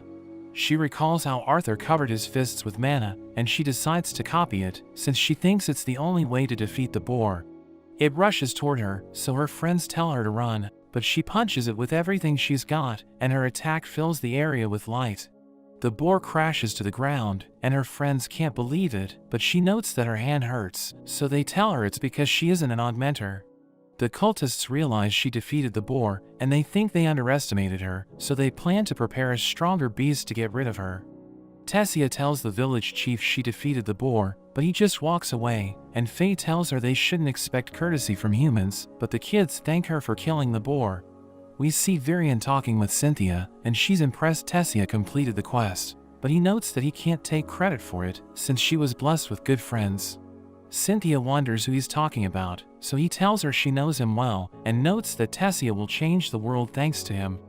Tessia and her friends discuss what to do next, and they decide to go to Xyrus, so Vio looks forward to seeing Arthur again. Tessia wonders how she knows him, so she reveals that she went to Xyrus with him, and Faye notes that they used to see him often. They start to talk about his family, but Tessia thinks it's unfair, since nobody told her where to find him. Tessia visits Arthur's home, and she's excited to see him again, but she doesn't know how she's supposed to greet him. His mother and sister suddenly appear behind her, so she freaks out and runs away, and they wonder what's wrong with her. We see Arthur and Jasmine on a boat, but a giant wave suddenly hits them, and they hold onto each other, but they still get separated. Arthur wakes up on a shore, and he runs to look for Jasmine, but he finds Elijah and Lucas instead. He tells them he's on a mission to capture a mana beast, but he got caught in a storm, and they reveal that the same thing happened to them. He shows them the boat he used with Jasmine, and Elijah hopes she's okay, but he's confident that she's still alive, and he tells Sylvie to look for her. We see that Jasmine is also looking for Arthur, and she remembers Reynolds telling her that high-ranking beasts have been appearing in lower-level quests. She wonders if the guild has misjudged the difficulty of quests, so he explains that it's possible, but thinks there are people behind it who want to ruin the Three Kingdom Treaty. He notes that he wants his son to stop adventuring because of it, but he knows that Arthur is stubborn, so he tells her to look after him. Back in the present, Jasmine jumps around the island to look for Arthur, and she sees a couple of guards, who are looking for their master Lucas. They reveal that the Sapin royal family sent them, but they ended up there after a storm hit them, and they cry since they can't find Lucas. Lucas activates his dimensional ring to summon camping materials, and we learn that Arthur wanted to buy one for himself, but he couldn't afford it since it was too expensive. Arthur sets up a tent for his companions, since they don't know how to do it, but Lucas mentions that he's hungry, so Arthur collects food for everyone. He tells Lucas to cook the fish with his flames, so he casts his fire magic, but ends up burning most of them. He brags when he manages to cook a fish properly, but the others ignore him, and they start to eat together. Elijah praises Arthur for manipulating Lucas, but wonders why he still hasn't removed his mask, but he doesn't answer him. The next day, Arthur realizes they're the only people on the island, and wonders how they can escape since all of their boats were destroyed. Elijah wonders if anyone will come to rescue them, so Arthur notes that Jasmine is a AA ranked adventurer, which is why he's confident that she'll eventually find them. He adds that they can also try to reach the mainland themselves, but Lucas thinks it will never work, and he shows them his target, revealing that it has the power to control the weather. They realize it's the reason why a storm suddenly appeared out of nowhere, and think they can't escape if it activates its powers again, so they decide to help Lucas hunt it down. They see a cave, and they think Lucas's target is inside, so Arthur tells him to take care of it. He summons a fireball to destroy the cave, while Elijah creates an earth wall to shield them from the blast, and they think the creature couldn't have survived the explosion. The ground suddenly starts to shake, so they run to the woods, and the cave collapses, as a huge mana beast appears. It fires a water ball to attack them, so Arthur cuts it down, and tells the others to support him while he keeps it distracted. Elijah summons earth walls to protect him as he charges in, while Lucas attacks with his fireball, but it has no effect. Arthur slices it in the head, but it immediately regenerates, and he thinks they need to change their tactics, so he tells everyone to swap positions. He protects Elijah as he charges in, but Lucas isn't doing anything to help them, and Arthur mocks him for being weak, so he becomes angry and launches his fireballs. Arthur slashes the monster in the head, while Elijah seals its wound with his earth spikes, and they realize it can't regenerate, so they continue with this strategy. It collapses because of its injuries, so they think it's finally over, but it suddenly gets back up, and they can't believe it's still alive. We return to Jasmine, as she finds Sylvie, and is told that Arthur is stuck on an island. She runs on the water as she heads to the island, and she sees that Arthur is in danger, so she rushes to save him. The monster prepares to attack Arthur and the others, and they're too exhausted to fight on, so they start to panic, but Jasmine suddenly cuts its head off. She's glad to see that Arthur is fine, and the others realize she's OP, since she killed the monster in one hit. After that, Arthur thanks Jasmine for saving him, but they realize that Sylvie took the monster's mana core, and the others panic as she starts to eat it. We return to Tessia, as her friends wonder why she still hasn't seen Arthur, and they think it's because she's scared, so she tells them it isn't true. She leaves to visit Arthur's house again, and she musters up the courage to talk to him, but as she prepares to open the gate, Reynolds suddenly appears behind her, so she runs away again. We see the cultists as they watch the monsters defeat humans, and they think everything's going well. But one of them notes that it's not enough, and he mentions that they still need to find a powerful monster, which will help them carry out their plan in the future. Arthur and Jasmine meet a double-A ranked adventurer named Brauld, who tells them he has a lead on a treasure, but he needs their help to collect it. Arthur knows he's incredibly skilled, since his rank is equal to Jasmine's, but he wonders why he doesn't like seeing him around her. Adam prepares to fight Arthur, who recalls how he lost the last fight, but he knows things are different now. Adam charges in, so Arthur dodges his attack and counters, but he manages to block it. He overwhelms Arthur and kicks him away, and as he rushes forward, Arthur wonders if he will thrust or sweep, but he attacks from above. Arthur stops it with his sword, which impresses Adam, because no one has been able to stop it in a long time.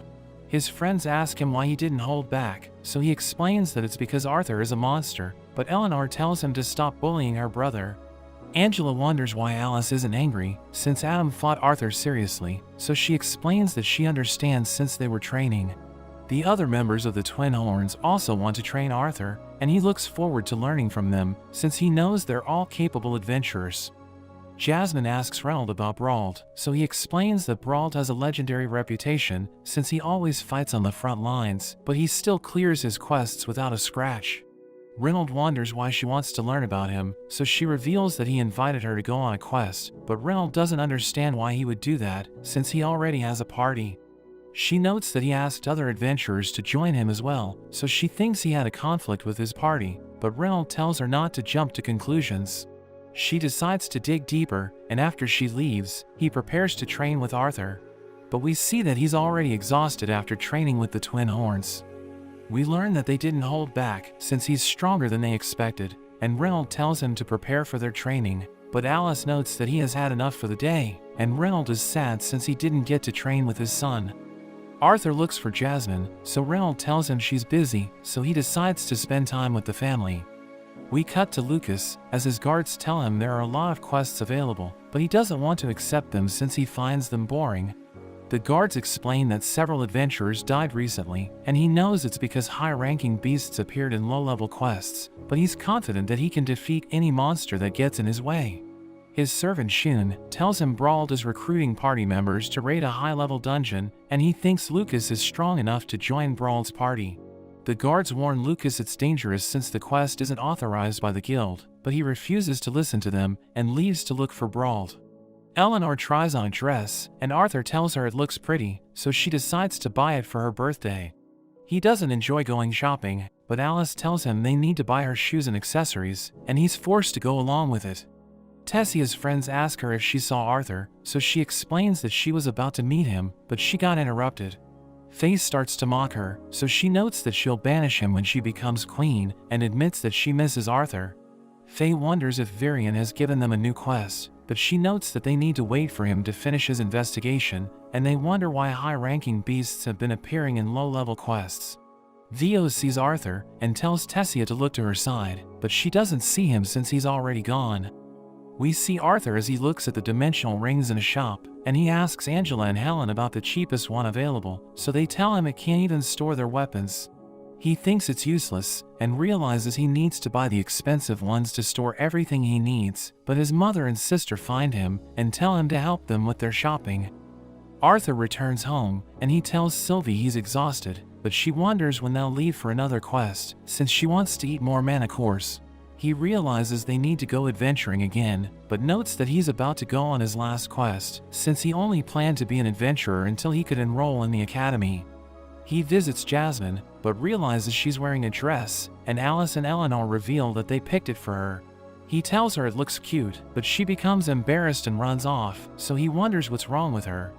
After that, Jasmine tells Arthur she has decided to reject Brawl's invitation, since she thinks it's dangerous, but she knows he wants to accept it. He explains that he isn't sure, but tells her their next quest will be his last, so he wants to do something that will be memorable. She tells him his safety is their priority, but she understands why he wants to take risks, so she tells him to prepare for their last quest. Arthur and Jasmine prepare to leave, and Reynolds tells him to get back safely, so that they can celebrate after the quest. Arthur and Jasmine go through a portal, and Sylvie notes that she'll stay behind since she doesn't like caves, but she wishes them the best of luck. Meanwhile, one of the cultists tries to take control of a monster, but it doesn't work, since the monster's level is too high. But he thinks he has done enough, and he's excited to see what the monster can do. Arthur and Jasmine head to the entrance of the dungeon, where they meet the other members of Brawl's party, and they realize that Elijah and Lucas are also there. The A-ranked odd mentors Reginald and Creole introduce themselves to the group, and a man named Oliver reveals himself as an A-ranked conjurer. Arthur recognizes him, and knows he's an emitter like Alice, so he has high expectations for him. Another conjurer named Samantha looks forward to working with everyone, and Brawl joins them, telling them he'll serve as their leader. He notices that Arthur and Jasmine are carrying bags, since they don't have dimensional rings, so Elijah stores their bags for them. They enter the dungeon, as Arthur recalls that Brawl told them he was hired to collect a huge magic stone, which is found on the lowest floor. Creole asks everyone why they decided to join the dungeon raid, and notes that he's in it for the money, but Lucas and Samantha reveal that they just want recognition. Reginald notes that he also needs money for his kids, and Creole reveals that he wants to open a bakery, but he knows it's a huge investment. Brawl summons fire to light up the area, and notes that he's already scouted ahead, but he didn't reach the lowest floor. He explains that the dungeon is called the Tomb of Terror, since the monsters there come back to life after they're defeated, and they don't drop mana cores, so it's best to avoid them as much as possible.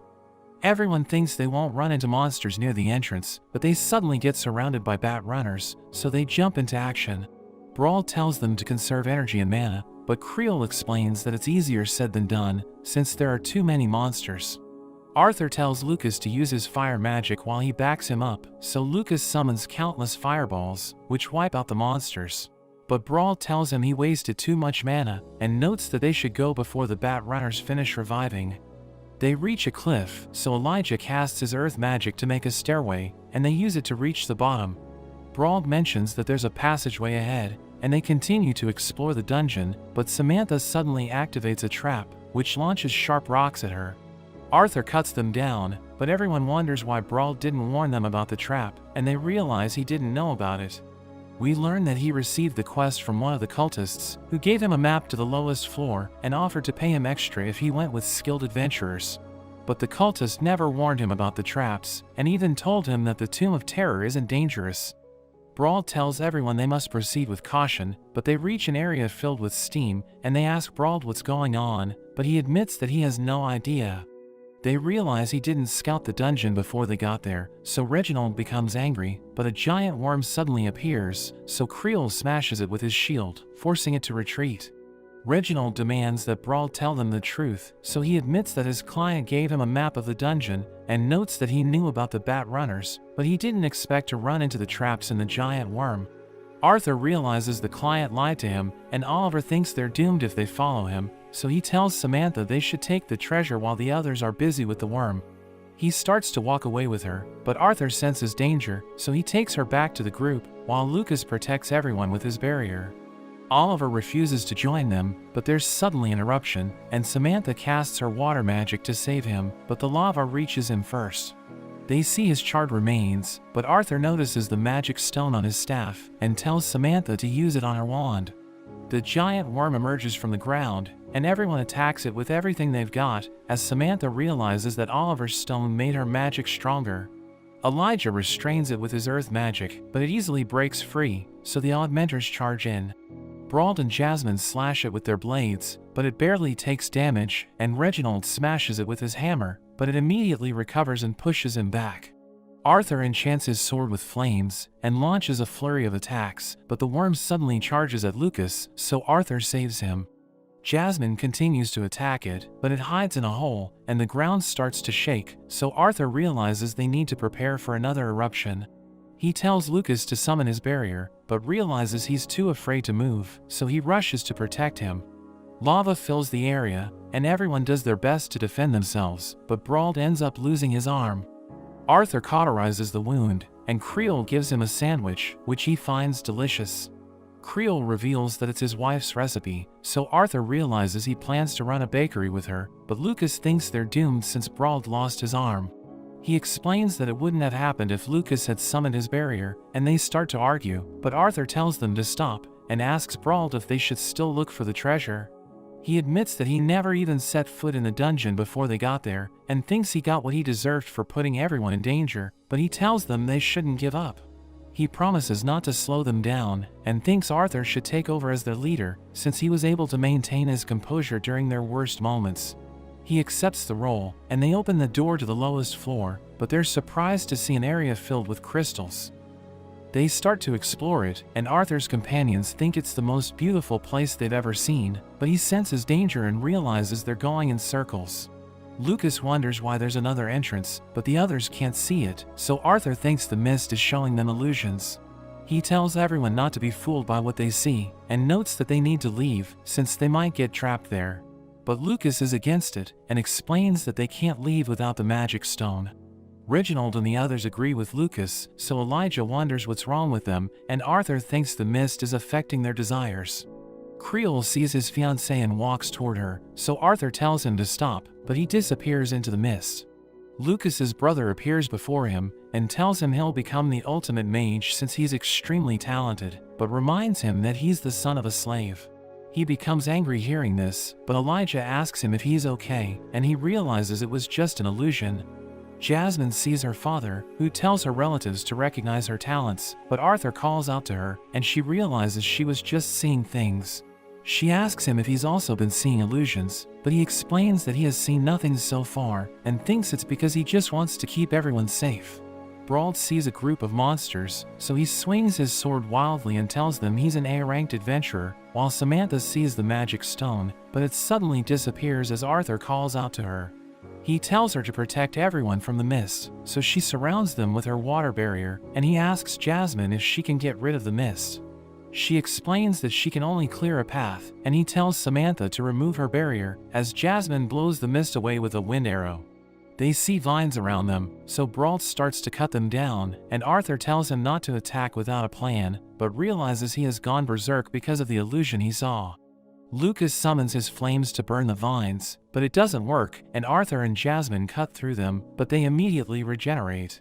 Arthur enchants his swords with flames, and burns the vines to ash, but Lucas wonders why Arthur's fire is more effective than his magic. Brauld gets overwhelmed by the vines, so Arthur saves him, while Lucas summons his flames again. It spreads through the vines, but Arthur notices that the moisture prevents them from burning away, so he thinks there must be a body of water beneath them. He tells Samantha to remove the moisture, so she casts a spell that dries them up, and the vines stop regenerating. Arthur tells everyone they need to find Creole and escape, but Lucas is upset since the situation has turned into a disaster, and notes that he wouldn't have joined them if they hadn't lied to him. Jasmine asks Reginald about Creole's fiancée, so he reveals that she died in a dungeon, and notes that Creole went there since he wanted to fulfill their dream. The mist suddenly returns, and the vines start to move again, so everyone cuts them down. But they freak out as they see an S-rank mana beast, which is known as the Elderwood's guardian spirit. They see that it is Creole, and Brauld charges at it head-on, but it easily knocks him down. Reginald rushes forward and surrounds himself with rock armor, so Arthur tries to stop him, but the rocks send Arthur flying. Reginald attacks the Guardian, but it easily pushes him away, and Lucas freaks out since his companions are down. Jasmine tells Arthur they need to escape, since she promised his parents she would keep him safe, but he tells her he wants to escape with the others. He cuts through the vines with his flames, and tells Elijah to help Brauld, so he summons earth walls to protect him. The vines break through, but Jasmine saves Brauld before they can reach him, and Arthur thinks they must destroy the Guardian's main body to defeat it. He thinks Samantha can't remove all the moisture from its body, and he enchants his sword with lightning, since he knows that it burns stronger than fire. He jumps to attack the Guardian, and manages to land a solid hit, which causes it to crumble. He thinks the fight is over, but it suddenly starts to move again, and Arthur realizes he can't burn it down. Reginald charges in, but it immediately restrains him, and Arthur tells Lucas to burn the vines, but he freezes once again. He watches helplessly as everyone fights for their lives, but he thinks he's pathetic and notes that he's supposed to be the most exalted. He suddenly approaches Arthur and explains that he must survive and become the most powerful mage, since he's a member of the Wykes family. He wants everyone to sacrifice themselves so he can survive, and he blasts Arthur away, so Jasmine rushes to his side, but Lucas attacks her as well. Elijah asks him what he's doing, but he knocks Elijah down and explains that he won't risk his life for commoners, since his life is more valuable. He notes that he sees everyone as his servants and assures them that their names will go down in history if they die for him. He blasts the ceiling with his magic, and Elijah runs to dodge the falling crystals, but the Guardian catches him and prepares to finish him off. He thinks it's all over for him, but Brauld suddenly comes to his rescue, and he cuts off the Guardian's arm. But it suddenly stabs him with its vines, and Arthur realizes the battle has gone south, so he decides to use his trump card. His hands start to glow as he activates the power that Varian took decades to master, and he blows away the vines as he exudes energy. He covers himself with a mysterious power that freezes everything around him, and he charges at the Guardian as he uses his absolute zero skill, which causes it to freeze and shatter. Elijah can't believe how powerful he is, but he passes out, and the cave collapses as the Guardian is defeated. After that, Arthur wakes up and sees Elijah, who crushes one of the gems on his glove to heal him, and he recalls that Lucas betrayed them. He realizes Jasmine is injured, since she was hit by Lucas's flames, so he tells Elijah to use a gem on her as well. He notes that her breathing has improved, and Arthur is glad his mother gave him the healing gems, but Elijah can't believe they're around the same age. He realizes he isn't wearing his mask, and Elijah notes that he couldn't find it, but he was able to keep their other belongings safe. Arthur thanks Elijah for saving him and Jasmine, so Elijah explains that he didn't want to be like Lucas, who just left them to die. He notes that he won't let Lucas get away with what he did, and wonders why Arthur didn't run from the Guardian, even though Jasmine told him to escape. So he explains that he promised to protect the people he cares about, and asks Elijah if he made the metal shelter they're in. He reveals that he made it with his magic to protect them while the cave was collapsing, but Arthur knows that humans can't create metal out of nothing, so he wonders if Elijah is a dwarf. He explains that he doesn't know, and reveals that he was raised by an elder in the Dwarf Kingdom, but he never met his parents. He notes that he was able to live a normal life, even though he didn't enjoy his childhood, but when his core reached the deep orange level, he felt a strange energy that caused him to pass out. When he woke up, he realized he was surrounded by metal, and the elder told him to leave the Dwarf Kingdom and travel the continent. He explains that he still doesn't understand the reason, and thinks he got his powers from his parents, but Jasmine suddenly interrupts them. They realize she's just talking in her sleep, and Elijah asks Arthur about the magic he used to defeat the Guardian, so he explains that he's an augmenter who can use 6 elements. Elijah can't believe it, but wonders why his appearance changed when he used his trump card, so he explains that it's because he unleashed his beast will. He crushes a gem to heal Jasmine again, and when she wakes up, she immediately hugs Arthur and apologizes for failing to protect him. He tells her it's his fault, since he was the one who dragged her into this mess, and he notes that they must escape the cave. They leave the shelter and realize the crystals are everywhere, so Arthur wonders if they're the only ones who survived. Elijah reveals that he couldn't find Reginald and Brauld, but he was able to cover Samantha before the cave collapsed, so Arthur suggests looking for her. Elijah scans the area with his magic, and he manages to find her, so he takes everyone to her shelter. Arthur sees his mask on the ground, so he picks it up, and Elijah opens Samantha's shelter. He realizes she's still alive and prepares to remove the vines around her legs, but Arthur stops him since he knows it's keeping her legs secure. They carry her away, and Elijah suggests looking for the Guardian's core, but the ground suddenly shakes, and they realize the cave is collapsing again. They try to get out, but they see a giant crystal blocking the exit, and Elijah can't remove it with his magic. But Arthur breaks through it, and they climb a ladder as they make their way back. They hide from the monsters, and realize they can't use the path they used to get there, so they look for another route. Water suddenly comes out of the ground, and the water level rises, so everyone starts to panic. Arthur tells everyone to dive, and they use Jasmine's air bubble to breathe, while the current sweeps them away. Arthur wakes up, and he's glad everyone survived, but they suddenly realize they're surrounded by monsters. They cut down the monsters as they fight for their lives, but there are too many of them, and they get overwhelmed. Arthur is the last one standing, and he continues to fight, but he reaches his limit and thinks he's about to meet his end. But the ceiling suddenly collapses, and the monsters are crushed by the debris. Arthur realizes Sylvie saved him, and he's amazed by how much she's grown, but Elijah freaks out when he sees her, since he's never seen a dragon before. Arthur tells him to keep her a secret, but he realizes Arthur is on another level, since he has a dragon as his partner. They ride on Sylvie's back, and she flies past the monsters, as Elijah realizes they're afraid of her. They finally escape the dungeon, and she tells Arthur she can fly him back to the town, but he knows that the people will panic if they see her. Samantha wakes up, and she shows everyone the Guardian's core, revealing that she stumbled upon it. Arthur tells her they should split the profits, but she wants him to have it, and Elijah agrees with her, since they know he's the reason they're still alive. He accepts the core and writes a letter to his parents, since he wants them to know he's okay. He asks Sylvie if she can return to her baby form, so she shrinks her body, and everyone receives medical attention as rescue arrives. We see Arthur and his friends in the infirmary, and Caspian is glad he has already recovered, but tells him their dungeon raid didn't have the guild's authorization.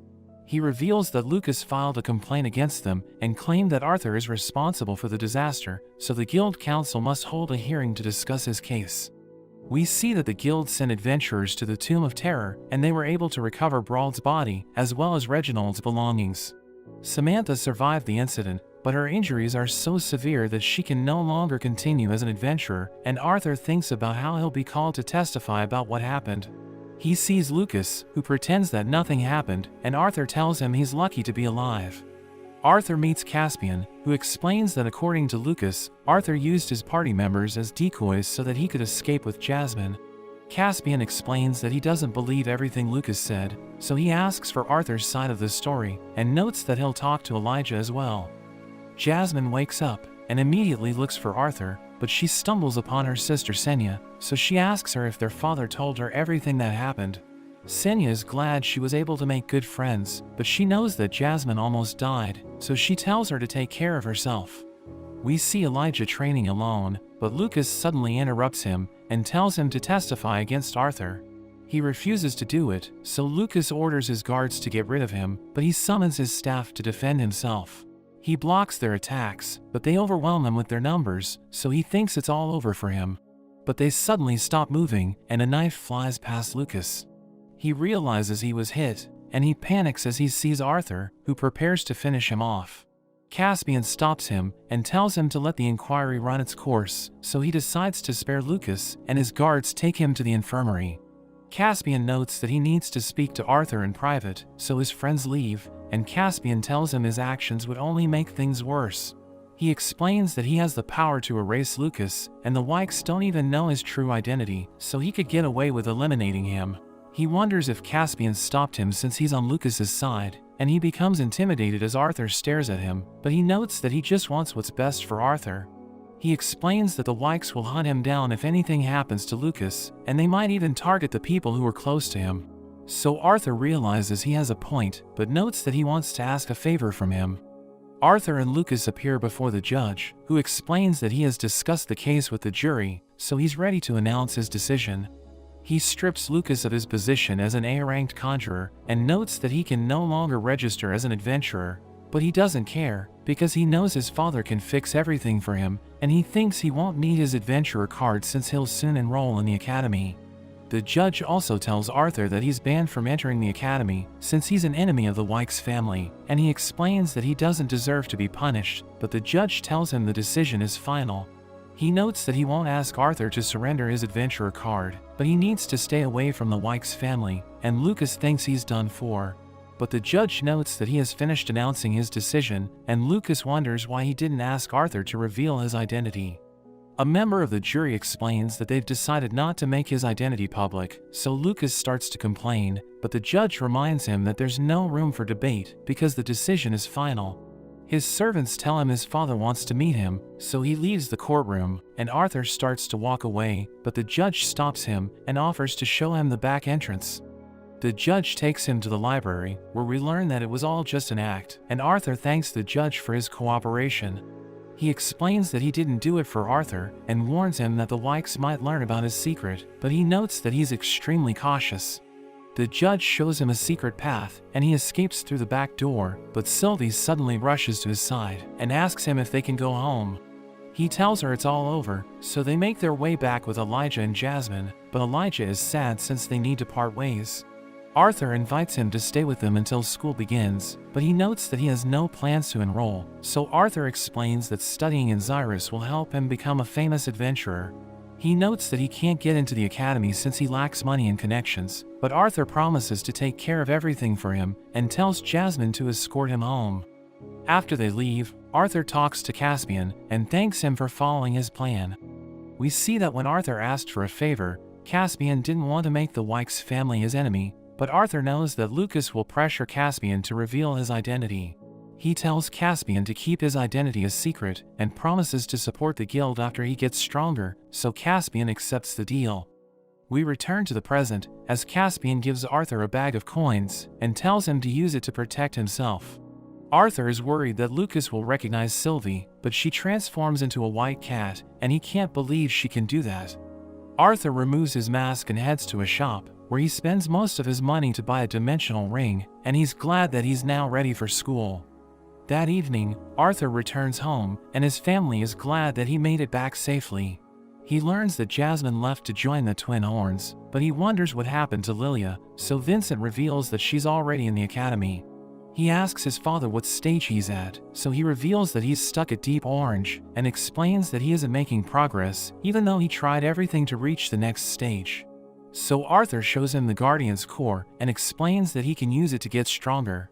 He refuses to accept it, but Arthur reveals that he's already at Light Orange, and Reynold doesn't want his son to beat him, so he ends up taking the core.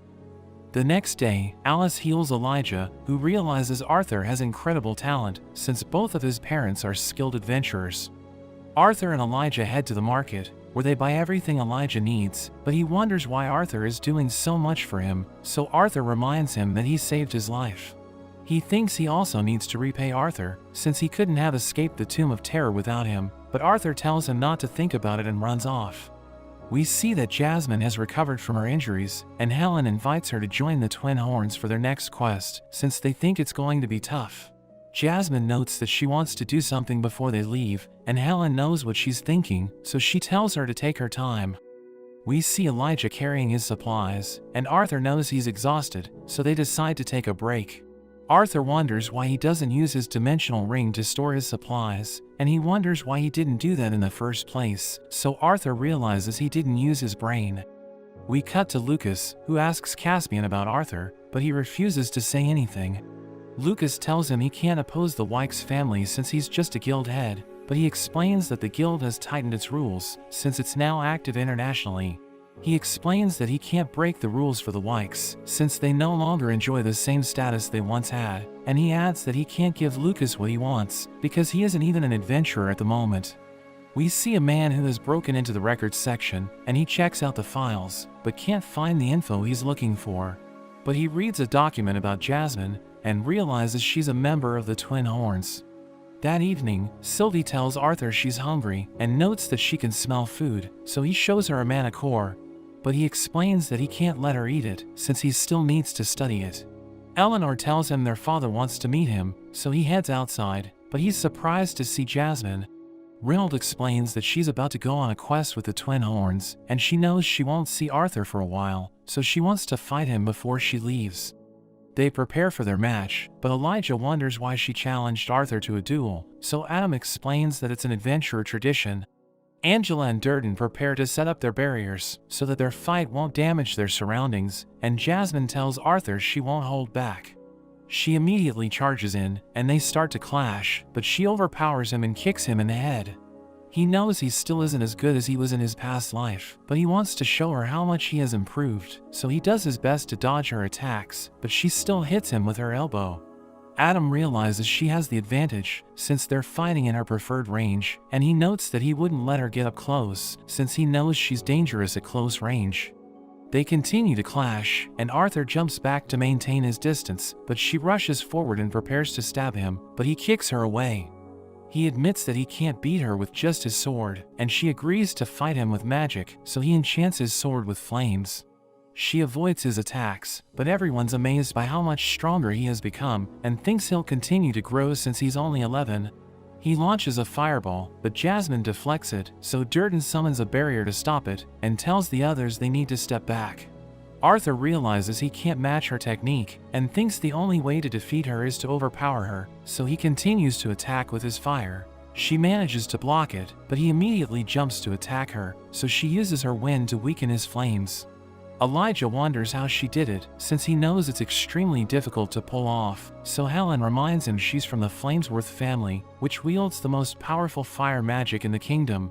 Helen knows she has low self-esteem since she was born with an affinity for wind, but she knows her time with Arthur changed her, and Jasmine recalls how he praised her magic the first time she showed it to him. She tells him to fight her seriously, so he decides not to hold back, and enchants his sword with lightning. He surrounds her with his lightning bolts, and immediately closes the distance, but she compresses air to block his attack. He prepares to summon lightning again, but she sweeps his leg and tries to finish him off, but he manages to roll away. He realizes she's predicting all of his moves, so he considers using Absolute Zero to defeat her, but decides not to do it. He tells her their fight is just getting started, and he rushes to attack her, so she jumps away, but he throws bags of oil and blasts them with his flames. He catches her leg with his rope, and she crashes to the ground, but she creates a smoke screen as she covers her blade with poison. She tells him not to worry since it won't kill him, and they clash again, but he thinks he must do whatever it takes to win the fight, because it's the only way to show her he learned a lot from her.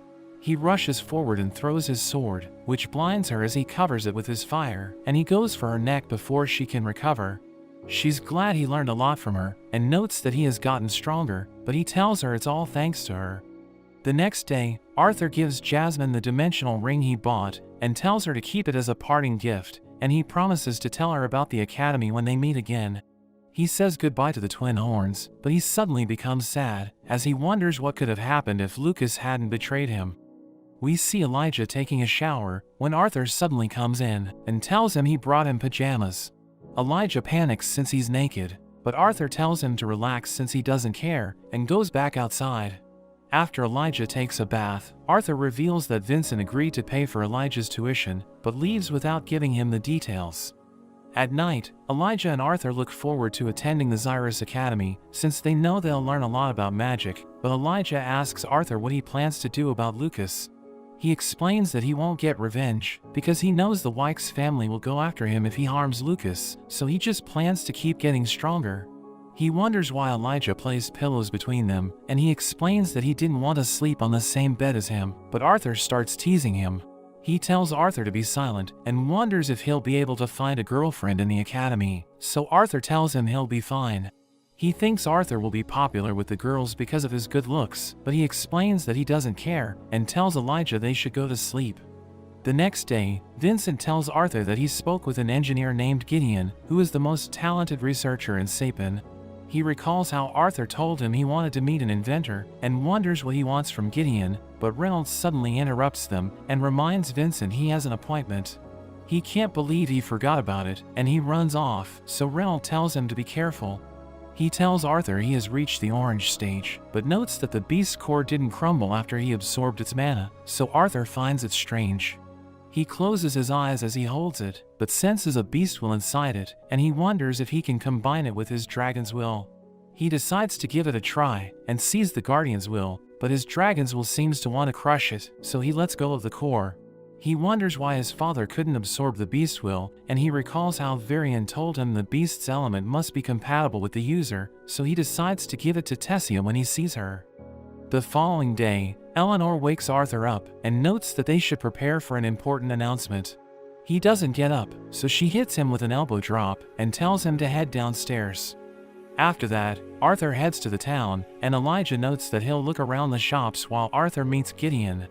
Arthur wonders where he got the money to go shopping, so he explains that he saved the money he earned in the dungeon, and Arthur doesn't want Gideon to see Sylvie, so he tells her to help Elijah. Vincent and Arthur knock at Gideon's door, and his assistant Himes tells them he isn't home, but he recognizes Vincent, so he invites them inside. He leads them to Gideon's room, and he becomes angry since he doesn't want anyone to disturb him, but he calms down when he sees Vincent. He explains that he's been avoiding people lately, since the royals keep sending messengers to pester him, and we learn that they want him to invent a ship for long-distance trips. Arthur formally introduces himself, and notes that he has an interesting idea for an invention, but Gideon thinks it isn't worth much since he's just a kid. He writes it down, and Gideon is amazed by his idea, because it will help him invent the ship the royals need, but he realizes there are missing details. Arthur explains that he left them out, but promises to share them if the negotiation goes well, so Gideon orders Himes to bring out his invention, a crystal that can store an insane amount of mana.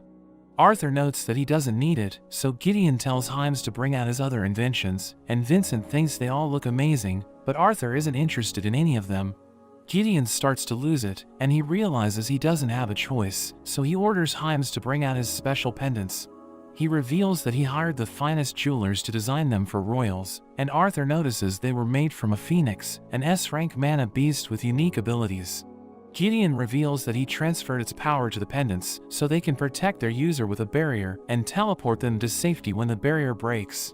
He notes that they can do it twice, but he isn't sure since he never tried it, and Arthur thinks they're the perfect gifts for his mother and sister. He decides to accept them, and Gideon wonders why he shared his idea, so he reveals that he just wanted to get a birthday gift for his sister. He notes that he can't explain his idea until Gideon tells him what it's for, but he refuses to do it and starts to haggle with him, so Arthur threatens to burn the blueprint. Vincent notes that Arthur always keeps his word, so Gideon reveals that he wants to build the ship, because a new continent has just been discovered. He adds that an unknown species of mana beast appeared in Dicathan 2 years ago, and notes that it looked like a bird, but it had the ability to camouflage. It was wearing a complicated device, which took him a while to decipher, but he refuses to tell Arthur about it since it's top secret. Arthur notes that he won't share the blueprint unless Gideon tells him about it, so he reveals that it was a recording device, which contained images from the 3 kingdoms. He thinks it came from a land with powerful mages, so Arthur decides to help him, and gives him the steam engine blueprint. After that, Vincent wonders how Arthur came up with the steam engine, but he doesn't want to mention his past life, so he notes that it's an original idea. Elijah joins them, and they walk around the town, but they see a group of students beating up a dwarf. Their leader tells him to put his mana away, since they aren't allowed to use magic outside the school, but he doesn't cooperate, so the leader prepares to teach him a lesson. But Elijah interferes, and asks him why he hurt the dwarf, but he slaps Elijah in the face, and tells him not to get involved. He notices the emblem of the Dark Kingdom on Elijah's clothes, so he thinks Elijah deserves the same treatment as the dwarf, but he stops as he hears Arthur take out his weapon. The students think he's just a commoner, and one of them charges in, but Arthur instantly knocks him out.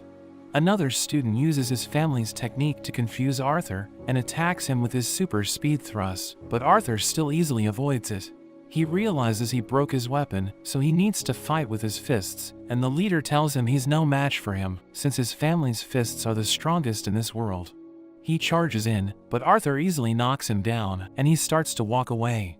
The boy gets back up, and he wants to make Arthur pay for making him look bad, so he attacks with his water fist, but Princess Kathleen suddenly freezes it. The students recognize her and realize she's with Curtis, so they pay their respects, and their leader explains that Arthur attacked them for no reason. Kathleen knows he's lying, but Curtis believes him, and she can't believe how gullible he is. Arthur calls him an idiot, so his servant becomes angry, but Vincent tells the man to forgive Arthur, and notes that he saw the students bully the dwarf. Curtis realizes their leader lied to him, and tells him to identify himself, so he reveals that he's Jamil, the eldest son of the Trident family. Curtis knows that the Tridents donate to the Academy and royal family, and he doesn't want to get on their bad side, so he decides to let Jamil go. He thinks no one can mess with him since his family has a lot of money, but Arthur uses a magic scroll to talk to Cynthia. He tells her Jamil and his friends should be expelled for bullying a dwarf, but she doesn't want to do it since she knows it will offend the Tridents. Jamil thinks they're safe, and Arthur starts to lose interest in the Academy, so Cynthia immediately changes her mind and expels them. After that, Curtis apologizes to Arthur since he wasn't firm enough in his response, and Arthur also apologizes for calling him an idiot.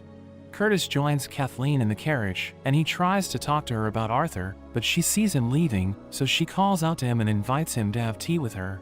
He accepts her invitation, and she looks forward to seeing him in the Academy, but Curtis realizes she isn't acting like her usual self, since she doesn't usually talk to people. Everyone's ready to hear the big announcement, and Glader reveals that the rulers of the three kingdoms have gathered together so that everyone can put aside their differences. Alduin reveals that a new continent has been discovered, and its inhabitants have tried to make contact with them, but didn't have the technology to travel to Dicathan.